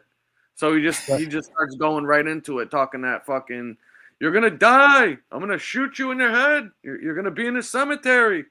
He's getting all crazy and shit like that. So it's fucking funny. If you are an internet gangster, you will die. You, let me repeat, you will die. Like, damn, I'm tripping. That shit is too fucking funny, man. That dude is a fucking character. I watched that shit, I think it was this morning or some shit, and he was like, let me tell you, the voodoo dolls did not do anything to Uncle Edwin. He was all fucking on it, man. He's like, I will outlive everybody on YouTube. Like, God damn. Is that what he was saying? Fucking, invincible and shit. Oh yeah, he's got Jesus behind him, man. He's fucking holding down the wheel over there. That's for sure. I've never heard him say that though. I've never heard him use the name of Jesus. You know what I'm saying? Well, I'm confused. That's a good question. If Pizza's claiming that his fucking car got trashed or whatever, the transmission don't work, what car is he driving around that he just crashed right now? Huh? Shit. I don't know. That's what I'm confused about. Like, is he in the same fucking car that he claims the transmission got blown on that he just put in with the sludge and all that? What the fuck car did he crash? Maybe Does he was anybody know? still maybe he was still able to use it, but it just wasn't functioning right. Yeah, I have no idea. That's what I'm curious about. I don't watch him to fucking know, so I wonder if anybody could fucking fill us in because I have no idea. I was just thinking Right. that That right. would have mean homeboy. He just crashed his He car. would I have thought to his put car the was transmission badge in, right? Yeah, that's what I don't get. I must be missing something. I don't know. I'm That's a very assuming good it looked like it was the same inside interior that that like tan colored interior that he was in before. Yeah. The Ravager says, I think Edwin is in Louisiana, not Puerto Rico. I saw the other day on his short, the Grambling State versus Southern was on his TV. Really? Oh, shit. Yeah, that's a good point then. I mean, well, yeah, I don't know. Did it say what channel? Did it say if it was on like ESPN or any of that shit? I wonder. After the fight with Fred gave Tony Pizza 1,300 hours. Tony Pizza's party news secondhand piece of shit bomb. The Tahoe pickup with a top. What's up, sons? Oh, he gave him. Sons? Did you mean he gave him $1,300, not hours? Tony Pizza Party News secondhand. Yeah. He got a Tahoe pickup with a top. No shit. So he gave him a car, or he bought the car with the 1,300. Is that what he's saying? Yeah, I think so. Collateral. Correctional photography. Fred gave Tony 1,300. Oh, so maybe. Oh, okay. So he bought a pickup truck, a Tahoe with a fucking thing on it. No shit. Fuck. Huh. Well, he might not be Fred? using that anymore. Yeah, I was gonna. What'd you say, Ruben? Who is this guy, Fred, to the pizza dude? Like, Fred's is he like the one that fucking tuned him up with the pipe at the fucking repair shop. But is he he's like a school friend, a friend like he just met, or a family member? No. According to Pizza, he's known him since, he used to feed him bacon on his fucking lap at the fucking diner since they were kids, But he's probably known him for a couple years. I really don't know. I think he said he known him for like 20 years or something like that, but I highly doubt that. He probably known him for like 3 or 4. Who the fuck knows? Probably met him on YouTube. Yeah. It's hard to say with him. You never know what the fuck is true. Right. Yeah, ain't that true? That dude's fucking like back and forth with his shit.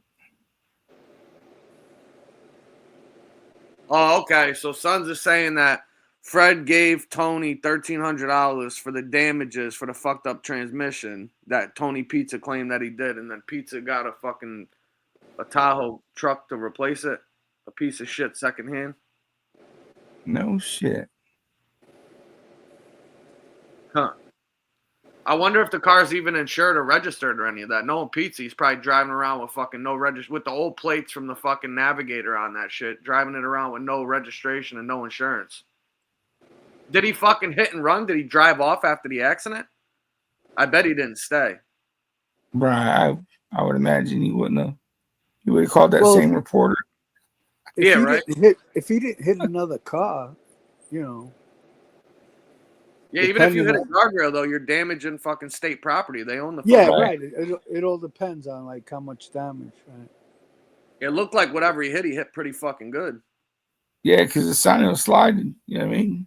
I said that's what I'm wondering if it was raining. Yeah, I'm curious, man. And then that dog's just sitting in the fucking back. Hopefully he did, belt him up. But if he did that dog fucking get tossed around and shit, that's fucked up. Is that true? He said he raised $5,000 after getting his head done in by his friend and set up a cash app, and he helped raise. Get the fuck out of here! Are you serious?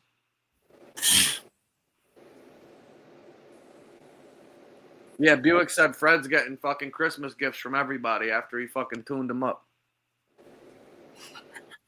That's hilarious. So what do you think, Hal? What do you think the Ripper's going to do in a response to us letting everybody know that he likes the fucking Zulu Warriors? He's probably just going to get more aggressive and tighten that noose around his neck. That's what I'm hoping for.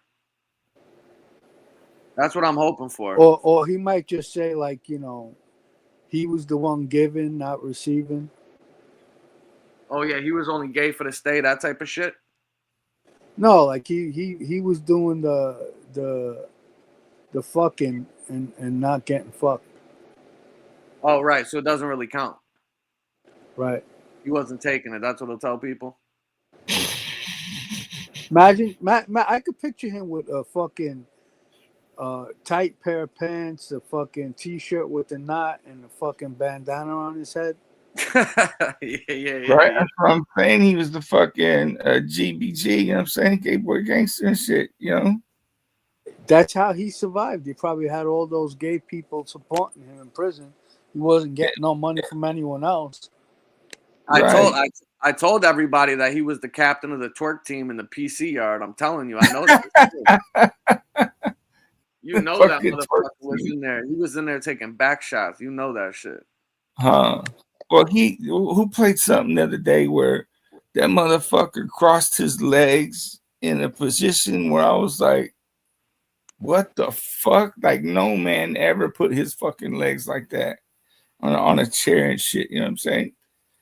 This guy's an older guy in his 60s behaving the way he behaves. I mean, he is definitely fucking mentally something. Yeah, Oh, he's on medication for sure. He used to say it all the time. He used to ask people, you want any mind altering psychotropic drugs, big dog? Which means that he's on fucking psychotropic drugs because he projects everything on everybody else. right.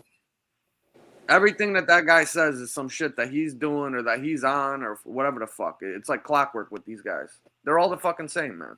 Right. It's Bissett and his brothers, same shit. You know what I mean? The way they say things, it's like it's more projection than any kind of truth. Oh, they're saying that pizza hit a fucking car. Huh. Oh shit. I heard it was the side rail. I wonder if he drove off, if he fucking hit and ran him or something. I can't see that guy paying his fucking insurance or nothing like that, or like registration. Remember he lost the fucking other cars because he wasn't paying his like tickets or something like that? Yeah. He got the Batmobile fucking towed and fucking didn't have a car for a while. That's how he wound up in the camper there. Yeah, he doesn't seem like the responsible type.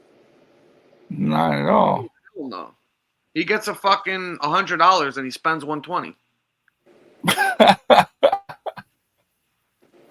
He goes to the store and he'll drop like fucking $80 on fucking 2 steaks and shit and then be crying broke the next day. He's out of his mind. That's fucking wild. Yeah, he's nuts. I still remember the day when he came on. Remember he showed a picture. He was in his kitchen cooking and shit and he fucking took a picture and you could see his feet and one of his feet was all black and shit like that. Yeah, that was fucked up. What? Oh, you never seen that?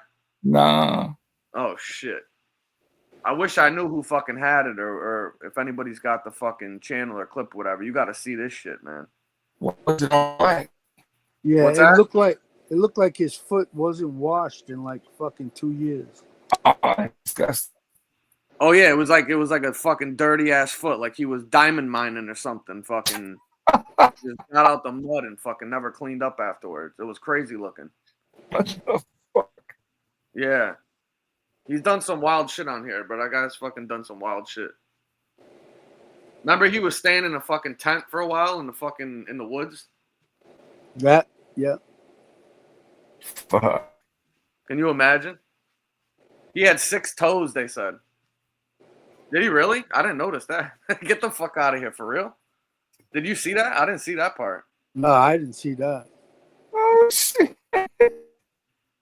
That's fucking funny, dude. I didn't know he was fucking had 6 toes. Well, which extra toe? What do you have, an extra pinky toe? Yeah, imagine he had 2 big toes. Yeah, I was Right. wondering, yeah. He might be able to fucking climb trees barefoot too. Extra For real. Well, I thought he looked like a gay ass vampire on that fucking bad vegan bullshit. You know what I'm saying? Oh, that was Looked like he just came out of the club from fucking Blade 2 or some shit. Oh yeah, he had a red wagon he used to carry around with all of his shit in it and roam the streets with the fucking dog. The dog towing the fucking wagon around and shit. Oh, they said, yeah, he had an extra pinky toe. Wow, no fucking kidding. I didn't see that. I gotta fucking get that picture. That's a trip. I did not know that. The Hunchback of Lemon Bay. That's fucking great. So he hit a car then, huh? I wonder. Yeah, he must have fucking drove off or something. I can't see that guy having no insurance or nothing. Can you play it back? We could probably tell if you know what I mean by the sounds if it's hitting the car or like that side. Yeah, I wish they had like the fucking afterwards of it. You know what I mean? Right. It did sound like he did hit a car or something though, for sure. It didn't sound like he hit a guardrail. It definitely sounded like he hit a car though. It did sound like that. Didn't look like he applied his brakes. Right.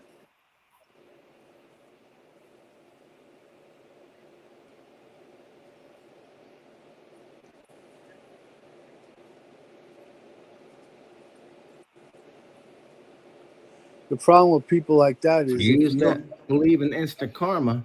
Hold on. What are you saying now? The problem with people like that is, you can never believe what they're saying. Right. No, you can't. And not coming from him, anyways. Unless you get like the fucking police report or something. If they yeah, we're talking about a former crime family enforcer, so we need to put a little respect on his name.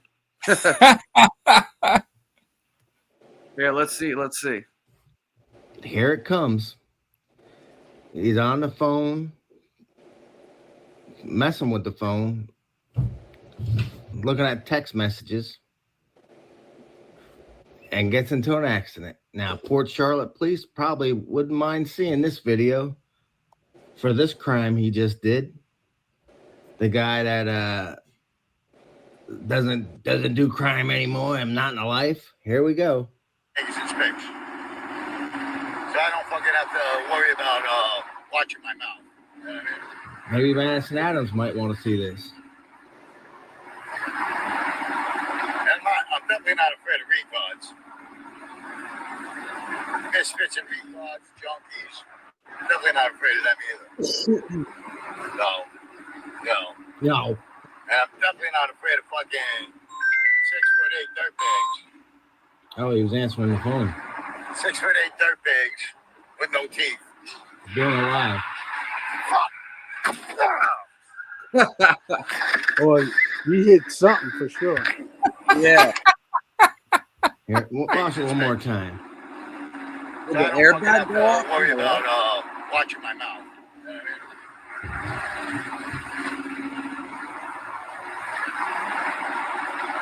I'm definitely not afraid of retards. Misfits and retards, junkies. Definitely not afraid of them either. No. And I'm definitely not afraid of fucking 6'8" dirtbags. 6'8" dirtbags with no teeth.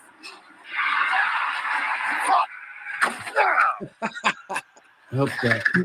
You can hear him skidding. Yeah, and he drifts He's over back to in like the guardrail, I think. left, right? Yeah. Sitting there on the phone talking. I'm talking away. I think he hit a guardrail. I thought he was going to say, and I'm definitely not afraid of guardrails.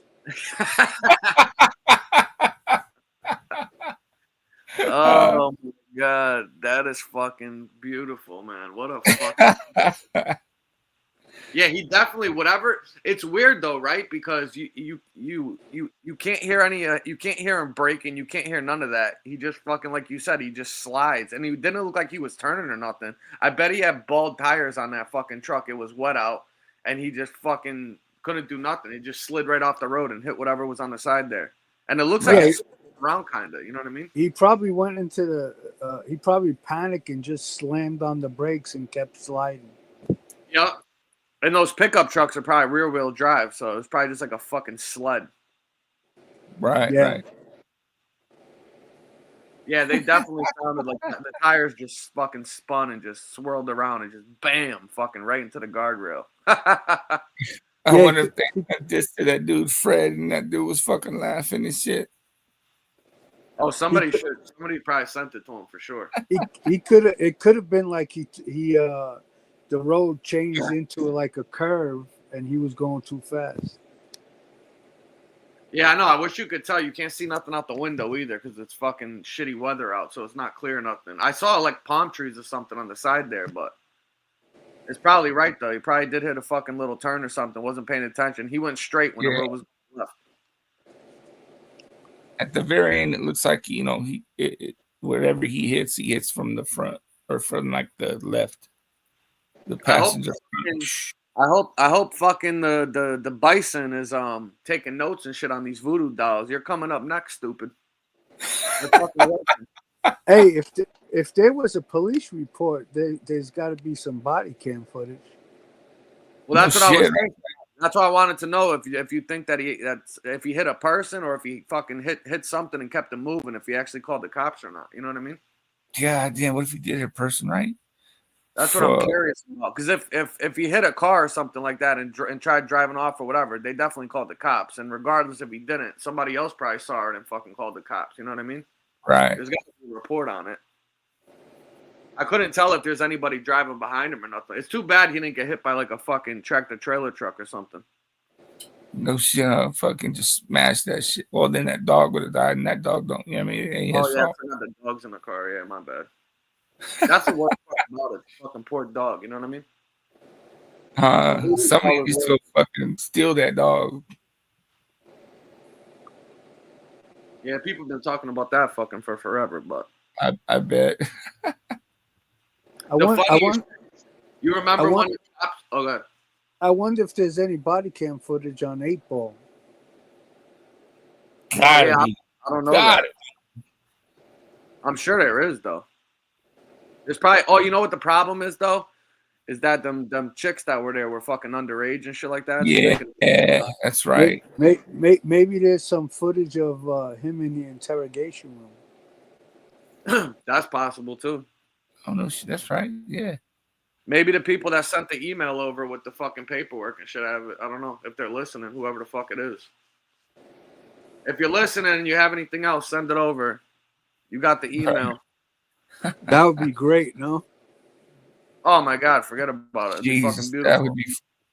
Do fucking 3 shows on it. Right? David said Leon tried taking the wheel from Pizza. He was trying to fucking.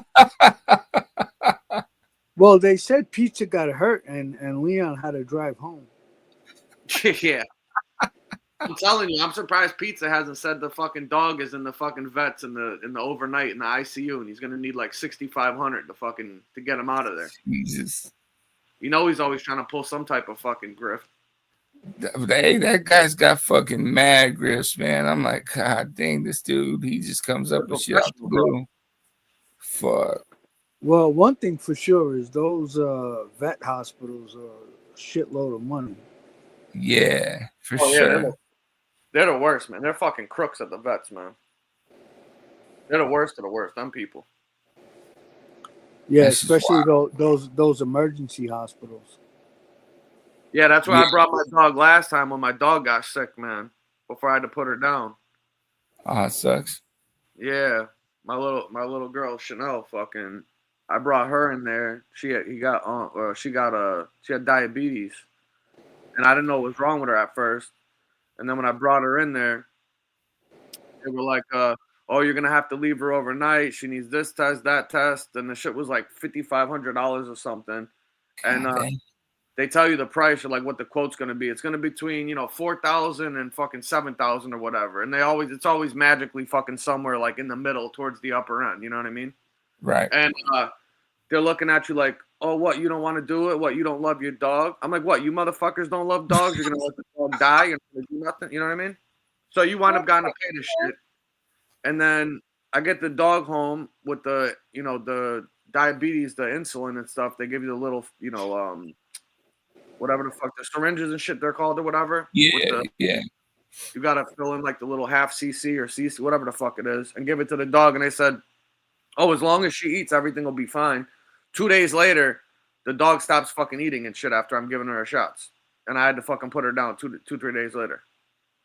God damn. Yeah, that's a similar situation with me. My dog was having heart problems and he couldn't breathe. I brought him to the vet.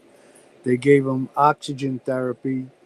Cost me like $4,000, and they said that he can live another 2 weeks, a few months, or another 2 years. So I paid the $4,000 for the oxygen therapy, and he died a few days later. Yeah. What the fuck? Isn't that fucking terrible, man? Yeah, man, that's just bullshit. Well, the thing is that them people know most people are gonna do whatever they can to pay for their dog to try to get them to make it. You know what I mean? Right. They don't care whether or not the fucking dogs make it. They tell you that they love animals, but meanwhile they just love the fucking checks that they're getting. They can milk out of people. Then they try to guilt trip.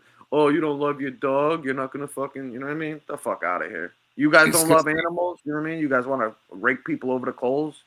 They know people love their animals like their children and shit. You know what I'm saying? Especially if they're old and they don't have no children. It's already out of the house and shit like that. Depending on who it is, I truly love dogs more than people. Right. Yeah. There's quite They a never bit let of you people down. out, That's for sure. right? They never let you down. Oh hey, I don't like. I got some food. Come and give me 1 second. I gotta grab the door. Yeah. So what else is going on? Oh, I just I went for a little ride earlier. It's getting fucking cold out, so Well, on a bike? yeah.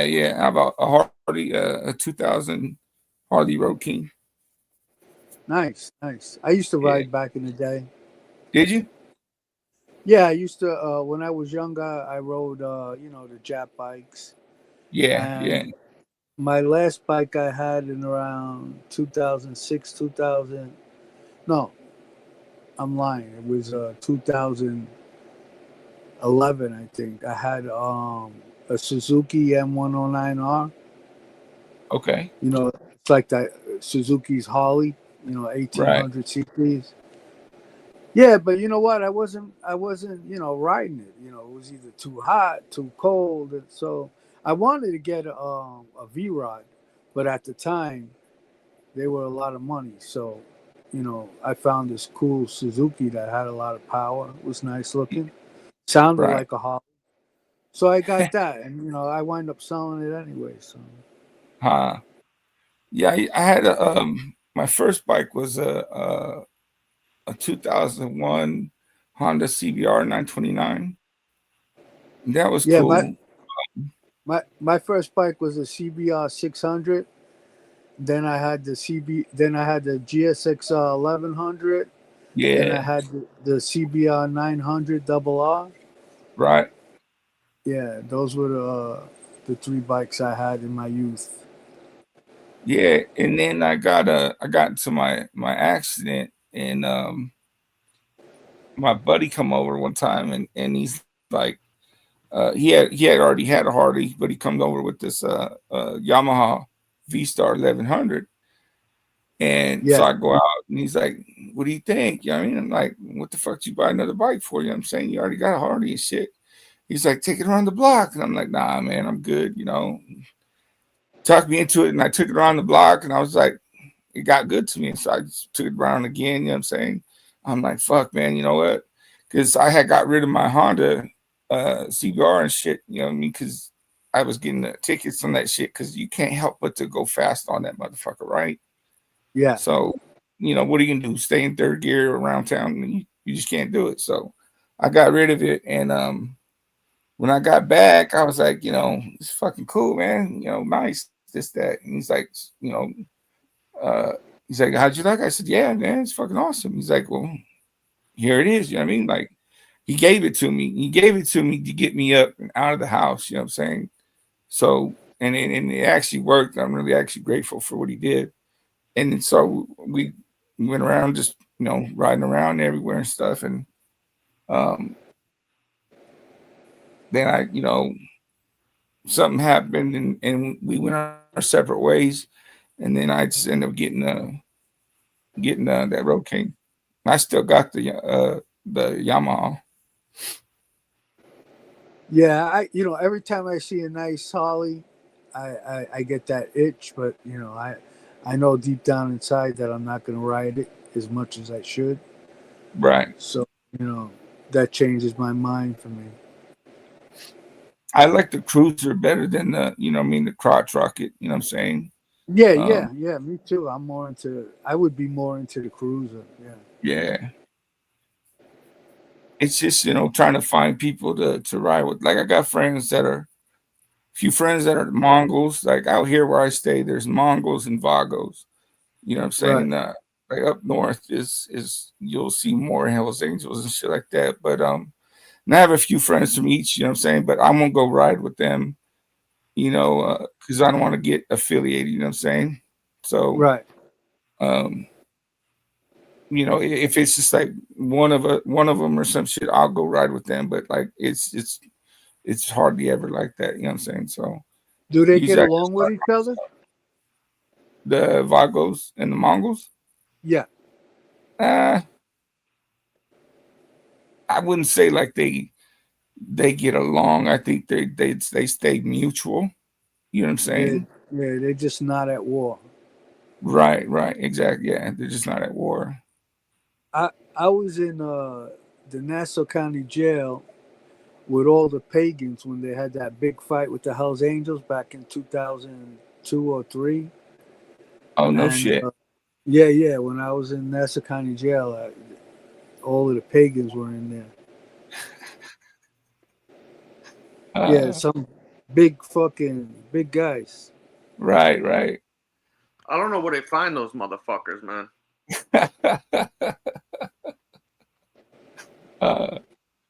Like Yeah. they find the HA guys out here and shit. These guys are all mountains. They're all like 6'5" I'm like, where you guys hiding out? They come out the woodwork and they're fucking huge. Most of them are like corn-fed white boys, you know. Right. Oh yeah, for sure. Fucking mountains of fucking guys. They're monsters. All of them. I hear that.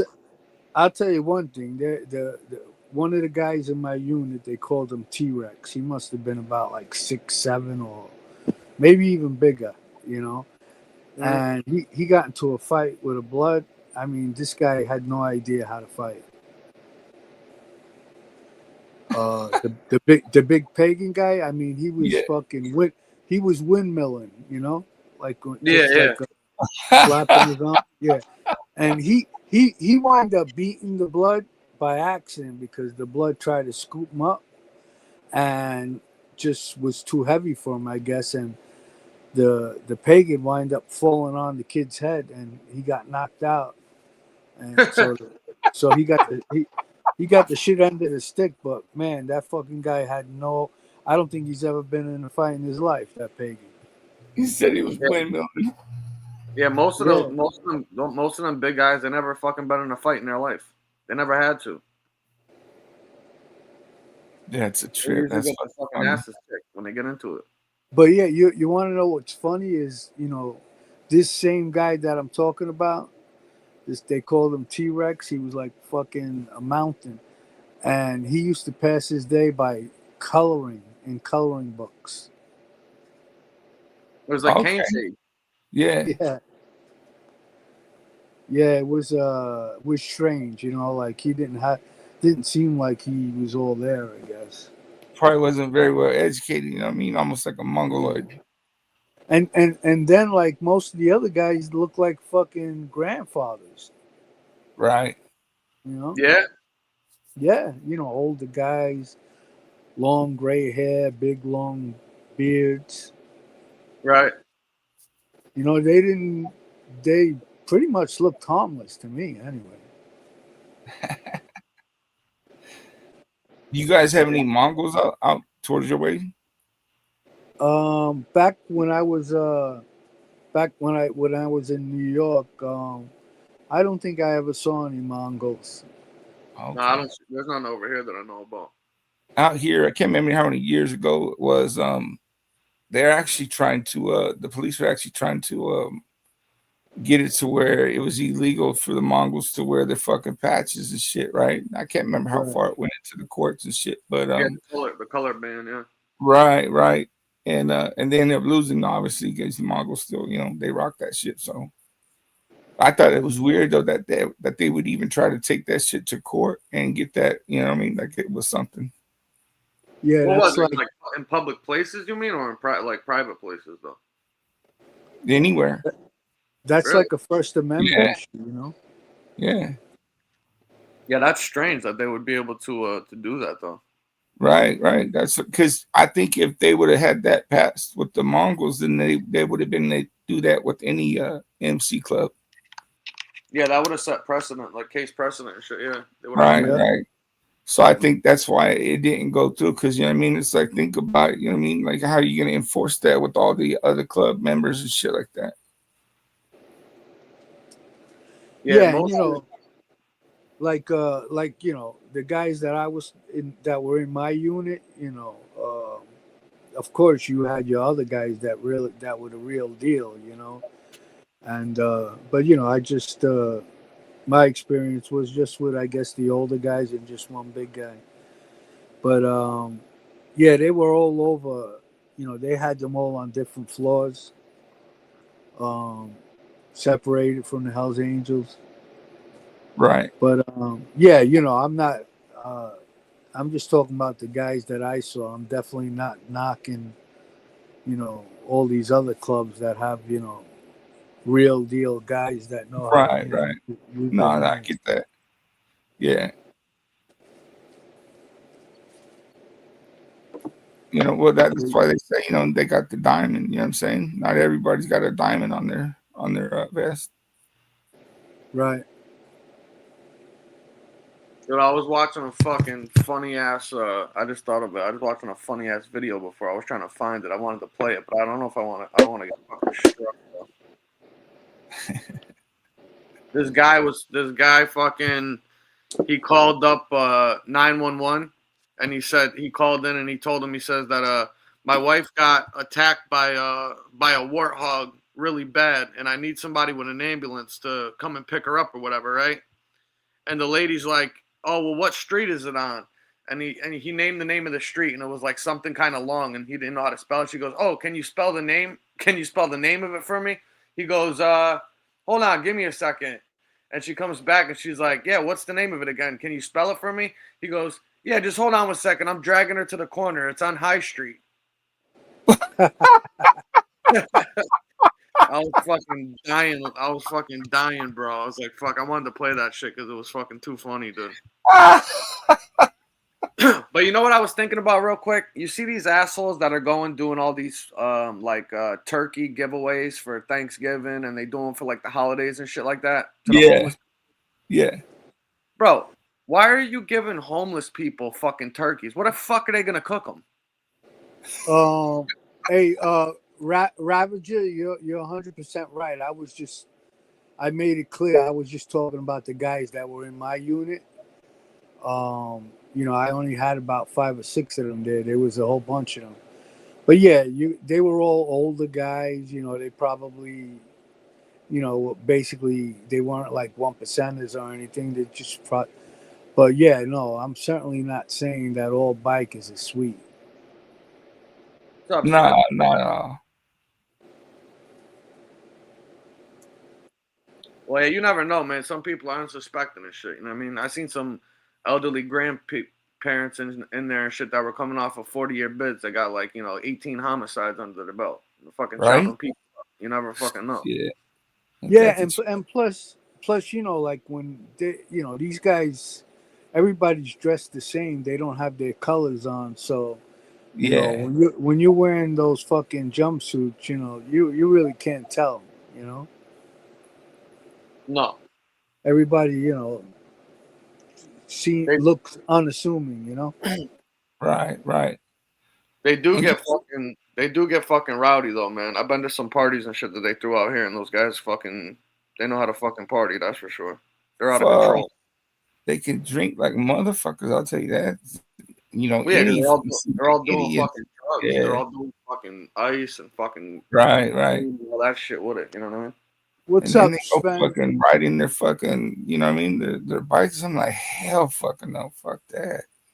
Well, that's the craziest part too, especially if you live up in like New England and shit with the roads that are all fucked up. They're taking their life in their hands driving around like that. You hit one pothole, fucking cruising, you're all set, man. Right. You know? Yeah, you know, one night when I was going home on my bike, I stopped at a stop sign and I stepped into a pothole and I fucking fell over. The bike dropped on the floor. Yeah, see? No shit, huh?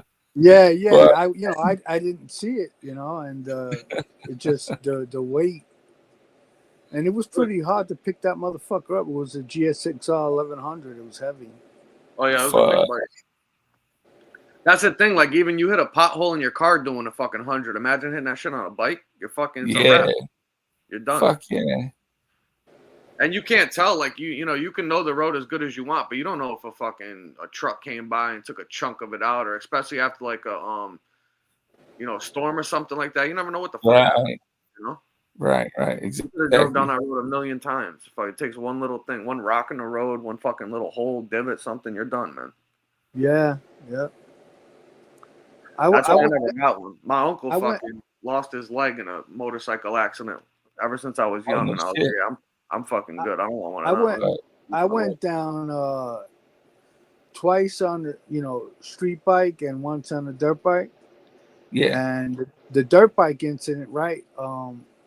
There was this kid that I was like young, maybe like 16 or something, and there was a kid who had this like really nice dirt bike, and he had the whole outfit with the helmet and stuff.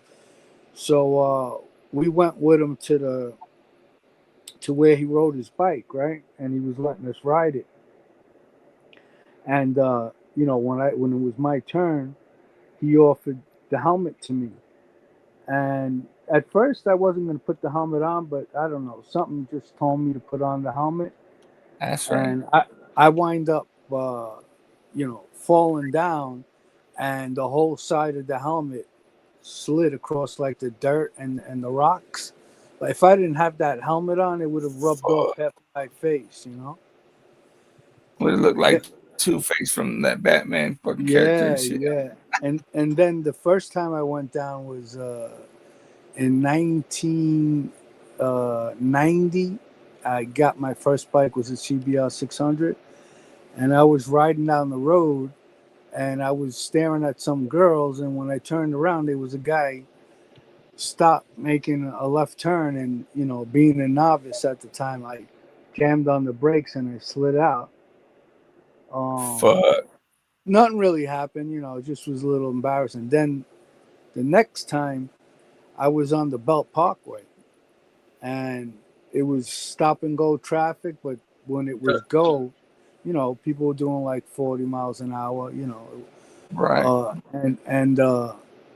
A car wind up switching lanes in front of me, and my front tire hit his bumper, and I wind up, going down and spinning around, and all I saw was all the cars coming towards me, but I wind up sliding from the left lane into the service road on the right, and all I remember was when my back was turned and I couldn't see the cars anymore.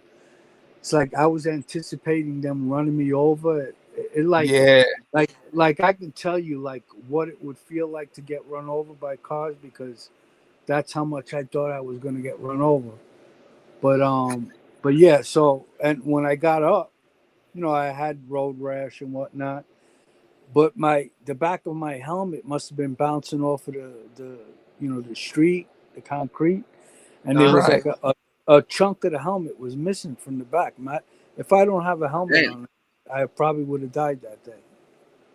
Oh, Right. without a God doubt. He damn, took man. out the helmet. Yeah. Fuck. Yeah. Like New Mexico don't have no helmet laws. I mean, you can wear one if you want, and you don't have to. I went out there a few times with some friends and shit, and we traded them out there.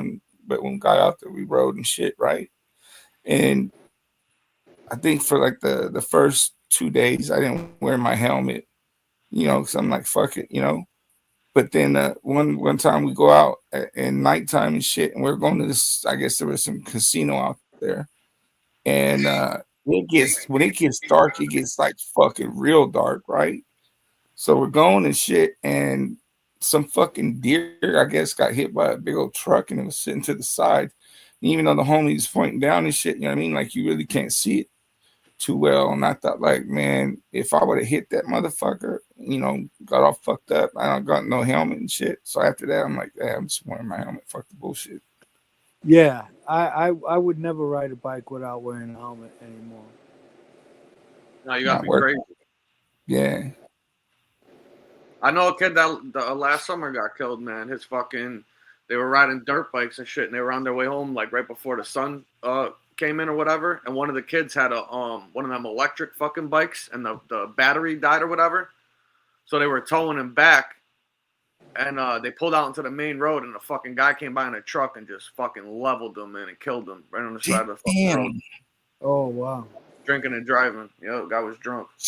And if you look at the fucking article in the paper, the guy was like a convicted fucking ripper and had done a whole bunch of time for shit. The guy shouldn't even have been out in the street. Right? He was a straight. He was basically just like the fucking ripper down there. The guy shouldn't even have been in society. Somehow he was allowed to be out free and shit. Wound up killing this kid fucking drunk, man. Crazy. That's just some fucked up shit, man. I mean, like I don't drink. Yeah, If I'm riding, I won't drink and shit. I barely even drink now. I don't really drink too much, but if I go out, meet some friends or whatever, I might have one beer, but I'm gonna fucking be drinking a gang of water and shit. You know what I mean? Before I get on the bike. Yeah, I think that's the I worst thing you could do is be on a bike drinking. I Yeah, was a wheelie. I was a wheelie guy back in the day. You know, I could ride a wheelie for blocks at a time. right, right. Yeah, I even I dated this female rough rider for a while. Oh shit, Yeah. cause she do that shit too. Like a lot of them bars, Yeah, they can yeah, do that. yeah, yeah, yeah, yeah, yeah. I pulled up Yeah, on my bike one day and just to stop by and say hello, and she got on my bike and was fucking hanging wheelies just like me. right. I remember when I had got my Honda. I can't remember the homeboy's name, but it was this black dude. He does like badass tricks on crotch rockets and shit. You know what I'm saying? Um, oh man, what the fuck is his name? He might do like stunts for the movies and shit like that. But homeboy, he did shit that I wouldn't even imagine that you could even do. Yeah, I mean the shit that they do today. I was just a wheelie guy, but all the things that these guys do on bikes now, man, it's incredible. Yeah, Yeah, riding a wheelie is one of the easiest things you can do on a bike. But all of that other shit that they do, yeah. And you get some like these small chicks doing that shit right, and it's like it's hard enough to yeah, do it. You're a man, but they do that shit fucking tight. yeah. There's a lot of YouTube videos with girls that they got Yeah, their bike all set up for stunts, and they do the same stunts the guys do. right, Yeah, right. I've seen some of them. They're good too. Yeah, Yeah, real good. It's yeah. That's always wild, impressive seeing a chick doing that shit. right? Yeah, it is. I mean, like they make that shit look super clean as fuck. When I was younger and I had my quad, I couldn't wait for it to snow. That was a lot of fun riding a quad in the snow. What'd you put them studded tires on it? Well, it had stud. Yeah, I didn't put it. It had studded tires. I had a Suzuki 250 racing quad, Oh, okay. Damn. and yeah, I mean, when it snowed out, we used to just ride in the street. Right, Fishtailing 360s. It was so much easier. Than riding it on the concrete. right. And the concrete was more dangerous because it gripped more. Yeah, Right, yeah. right, riding on sand, I would say, is the best. To ride a quad. The homie across the street, like I, knew him since like junior high and shit, and he was into that the quads and all that shit, and he would go to what is it? I think it's called Pismo, like the sand dudes and shit like that. Uh, And Yeah, I never went with them, but he would always tell me about that shit. One time, like this motherfucker, he's jumping that shit. You know what I'm saying? Like he's got pictures and shit where this motherfucker's like 40, I don't know, 30, 40, I'm in the air doing all that bullshit. And then one year he did that shit and he crashed and fucking broke his ribs and something else, right? And I'm like, when I had seen him and he had told me what happened, I'm like, what the fuck, dude? He's like, yeah, man, I guess you have the flags, you know what I mean? Because you really can't see over the dunes and stuff, what's on the other side. So you're supposed to have them flags or whatever. And I guess somebody did, and he did that shit and fucking landed on somebody else. And I'm like, what the fuck? But he used to do that shit, man. He still has his Honda. And he's always saying he's gonna fucking do it back up, but he never does. yeah, Muscle's about to start posting pictures of his fucking Honda on his community tab. yeah. I don't understand that guy. I mean, that guy when he first came around YouTube, he basically made up everything. Wait, did he tell people right off the bat that he had a Honda fucking Goldwing and he was an HA or what? He No. said he said he was a 1%er. Yeah, he did say he was a HA and a 1%er, but he didn't tell anybody about his Honda fucking Goldwing over there. No. Right, You right. can't even have one of those being a fucking HA. You need a Harley. Yeah, you can't. You have to have Hardy. You know what I'm saying? Yeah. Get this motherfucker, man. Wow. Exactly. Yeah, a Harley or an Indian. In Indian, yeah, exactly. Yep, that's right. Steve That's was asking. crazy. I don't know what he said. What was the question, Stevie? Did you have a question? I don't know if I missed it. Sorry, the chat's moving. Hey, Mickey, you see this? This is how a chat moves. Okay? You watching, Ripper? Uncle Eddie told us about you and the brown eye cornholing over there in the joint. You fucking scumbag. Guy went to the gay halfway house when he got out. You believe this guy?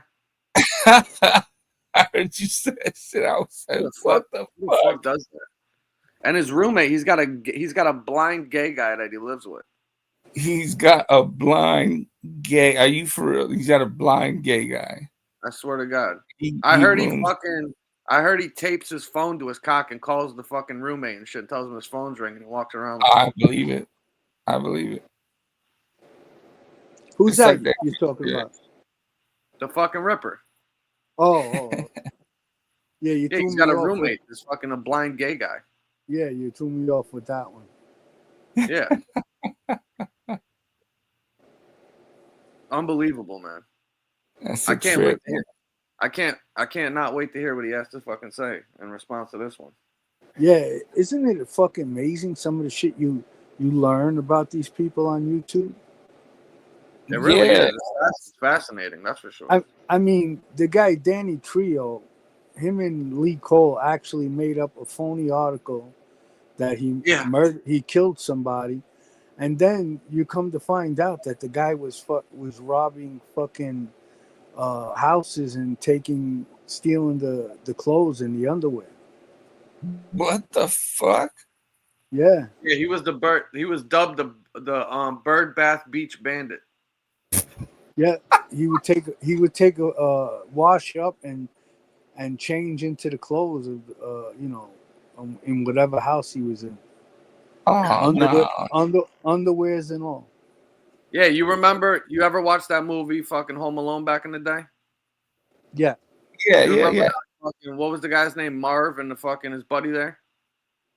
Remember Joe Pesci? Yeah. Remember they had this signature move after they would rob a house, they'd fucking flood it when they turned the sink on and shit like that? Yeah.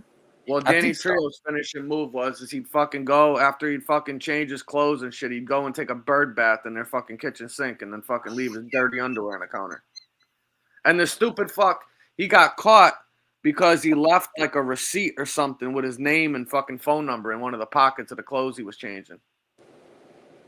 Yep. Yeah. And then he got caught. What about the time he got caught in the church? They were robbing the church and he told the cop his name was Chip Mayhew. Yep. Remember that shit? What the fuck? Yeah, the cop asked him his name and he told him his name was Chip Mayhew. Like the fucking cop was going to believe that one. Yeah, I mean, they made up a whole story that he robbed a jewelry store and wound up killing a guy. What?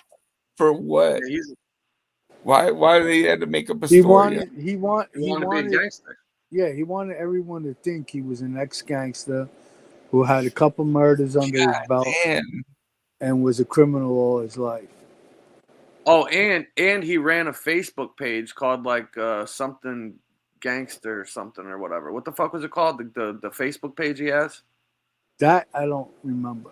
I don't remember, but he had a Facebook page and channel that he ran pretending to be the fucking ex-Columbo fucking family associate and shit. And he came on here hating rats, and then meanwhile he's friends with like Sammy the Bull, Mikey Scars, fucking Michael Francis on fucking Facebook.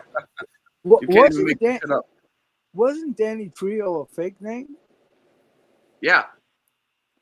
He had like an English name. His name was like Dan Smith or something like that. What the fuck? Right. Yeah. It might not even have been Dan. It was something Smith. I forget his fucking name. It was something real metty guy, some white fucking, about as white as you can get. He wasn't Like, trying to be fucking Danny Trejo from fucking. John, I think his name was like John Smith or something like that. Wow. Yeah.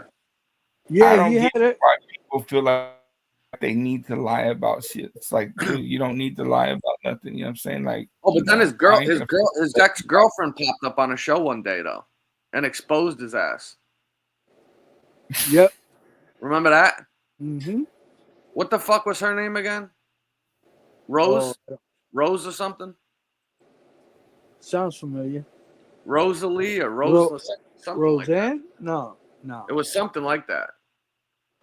and that's how he got found out from the chick. Well, no. We found out before that, but then one day Oh, she just popped up in the chat somehow and fucking was watching because I don't know if she was paying attention to him because of some shit on the Facebook and she found YouTube or something. Her name was like Rose Lee or Roseanne, some shit like that. And she popped up and did an interview one day and was talking about how fucking she met him. He was sleeping in a fucking KFC, Knights of Columbus. And he was the janitor. He would like sweep up after the guys got all drunk and shit, and then they'd give him a place to sleep in the back under the bar or something like that. It was something fucking crazy, bro. Something you can't make up. You can't make this shit up. Is that crazy? That's a trip, man. That's a fucking trip. That's actually why clotheslines were invented, because of him. Before they had ADT systems, like home security systems, when people washed their clothes, they would just hang them up outside on a fucking string, so he didn't have to break in. He could just fucking swap them out in the backyard and leave without having to fuck anything up in the house. You know He had a lot of people going for a while. Yeah, he did. He was talking that shit. talk. Yeah, he was talking that shit. He was definitely talking that shit. Remember when he said, I don't know, Lee Cole said something and he's like, thanks, Lee. Oh, yeah, Lee said, I'm not going to tell him about the other bodies or something like that. And he was like, oh, thanks a lot, Lee. Like, you know, he was fucking embarrassed that he blew up the spot, that he had all these other bodies nobody knew about, you know? That to me would have been like, what the fuck? Who the fuck says that shit, man? Oh, it was fucking funny, man. There was some funny shit. I think that what's his name? I think the Ripper is jealous that fucking Suge went to fucking Thailand after hearing this latest report from his brother. I think he wishes he was out there with the fucking Transformers. That's what it is. He's jealous. Motherfucker. That's what he would have been doing. He would have been down there playing fucking hide the fucking pool stick down in Bangkok. Shit, he can't get out of the fucking United States. Shit. What's that? You can't get out of the United States. Like some countries, won't they like not if you have like a felony or some bullshit, they won't let you come in the country. Yeah, they might not even accept his ass, actually. Right. They could deny you entry back in too. They could tell you like, nah, we're not even letting you back in here. You probably can't even leave, to be honest with you. Well, I heard that just recently that happened to somebody, and I was like, nah, it's bullshit. I never heard that shit before. So that's a thing then. Nah, I know somebody that happened to that went to the DR. They went to Dominican Republic and they fucking got denied entry on their way back in. Really? Mm-hmm. Yeah, it happens. It's rare, but it does happen. They can't do that shit. No shit. What was? Do you know what kind of felony it was? Was it? What's that? You know what kind of felony it was that they denied him in? No, I don't remember, man. It was from a while back. I'd have to ask my boy about it. It was his cousin and shit that I happened to. I think those countries that don't let you in, I believe it's like any felony. Oh, okay. Oh yeah, like Canada and shit. You can't even have a DUI. Right. No shit. Yeah, you can't have nothing up there. Yeah, they won't even let you in. Canada. Yep. Yeah, they're strict about that shit. Huh. Hey, did I ever tell you guys my Canada story? I don't think so. So me and my crew went out to Canada to.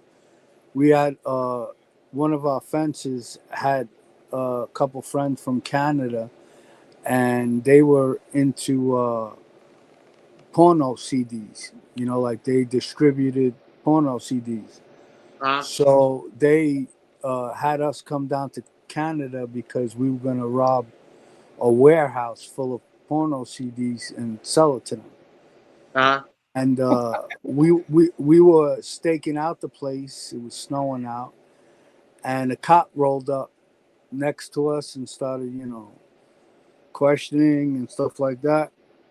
Right. So we decided not to do the job because we felt like it would come back to us. So Yeah, you got on our, on our way Right. on our way out of Canada, it was like a movie. You see like 6, 7, border patrol guys come running out of the fucking building and surround the truck, and they took all of us inside, put us in separate rooms, and then they took the truck and put it on a lift to search it. Right. Yeah, and so but we didn't have anything because we didn't do the score, and supposedly What was some that setup? jewelry. So supposedly some jewelry store got robbed, so they flagged us, at the border. And, so they took off the tires on the truck, everything, and they didn't find nothing. And at the time, in every room that we were at, they had a little sign with your rights on it. So when the detective came in to question me, I just pointed to the sign and he left. Oh yeah, that should have known. Yeah. So they eventually let us go, but it's a good thing we didn't do the score. We would have got caught. It sounds to me like it was a fucking setup, honestly. No, I think the cop flagged us for maybe doing something suspicious, sitting on that warehouse, Right. and coincidentally, a jewelry store had gotten robbed, but it had nothing to do with us, and that's why they stopped us at the border. They flagged that. They flagged the license plate. Yeah, that's some like fucking Murphy's Law shit right there. Yeah. Mhm. Always What did expect the sign say? What did the sign say? You said it had your rights on there. Yeah. With your Miranda rights, you have the right to remain silent. Shit like that. Right. So it was funny because all I did was point to the sign, and the guy just walked out. The Ripper wants to know, how do they feel about sexual degenerates that like Transformers in the Philippines, Tony? He might meet you there. I don't think they have anything against them in the Philippines, right? I mean, don't a lot of those countries have Transformers? Yeah, so he's in then. He'll be interested. He might want to meet Kenny. He might want you to. I heard he wants you to introduce him to Kenny Buick. Yeah, you sly dog Ripper, you were undercover, huh? He's got that fucking video as a fucking screensaver on his computer at Kenny.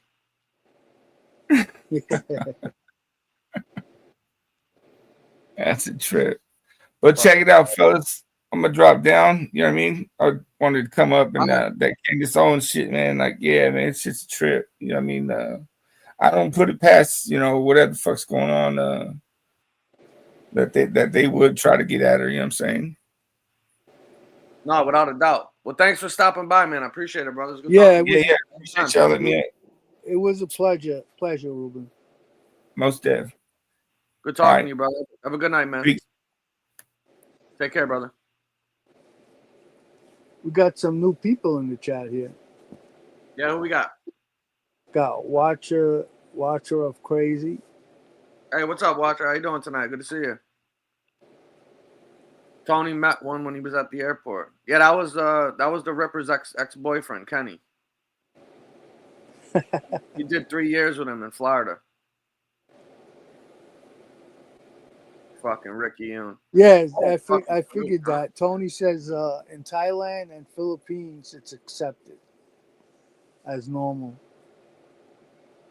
Well, the Ripper's gonna try to get amnesty in the fucking Philippines soon. Then, after he gets kicked out of the U.S., he's gonna have to get transferred to fucking Manila. Yeah, imagine this guy, you know, always doing AI videos and you know putting Mandingo guys, you know, with white women, and turns out he's an undercover homosexual. I don't even know if it's undercover though. Let's be honest. Yeah, that's true. But There's nothing undercover about that motherfucker. obviously, that's the dick of his choice, you know. Yeah, he likes the blacks. He's definitely got a thing for black men. That's for sure. What a fucking weirdo, huh? Yeah, He likes black dudes and fat white women. yeah. I mean, I guess he seems to think it's a bad thing, you know, to be with a black person. Me personally, I don't see any difference in it. Well, that's because he didn't have a choice when he was in there. He had to be with the black man. He didn't have a choice. You know, They're probably just taking his ass. You know? I've dated girls that had been with black guys in the past. Didn't mean anything to me. Nah, nor should it. Right. Yeah, Kenny got that rooster thong from the Ripper. He fucking left it in his luggage after he went to fucking Miami for our vacation. No problem, Ruben. Yeah, have a good night, brother. Thanks for being here. I appreciate you Yeah, stopping by. thanks for you coming on. Well, listen, I got some food a little while ago, man. I'm starving, bro. All right.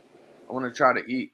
But I think we had a good show. You got anything else you wanted to chop up? Or you good? No, I pretty much said what I had to say. You know. All right. I'm sure there'll be more to say after today, after tomorrow. You know. But Yeah, we'll see. yeah. What's up, Sally? Sally, you came on too late, but you can watch the replay. We're not going to take it down. No, it'll be up. It's a good but, one. But yeah, I'd like to say thank you to the people in the chat. I appreciate your support. So does Common. And everyone have a good night. Yep. Take care, everybody. Thanks for being here. Hit that like button. Leave a comment. Anybody that supported the show, I appreciate you guys. Thanks. We'll catch up with you guys soon. And we'll see what happens tomorrow. We'll be back next time with a show on fucking What was it, 8 Ball? Yeah, 8 Ball. Yeah, 8 Ball. That motherfucker. All right, guys. Have a good night, everybody. All right, Common. Talk to you soon. Later. All right.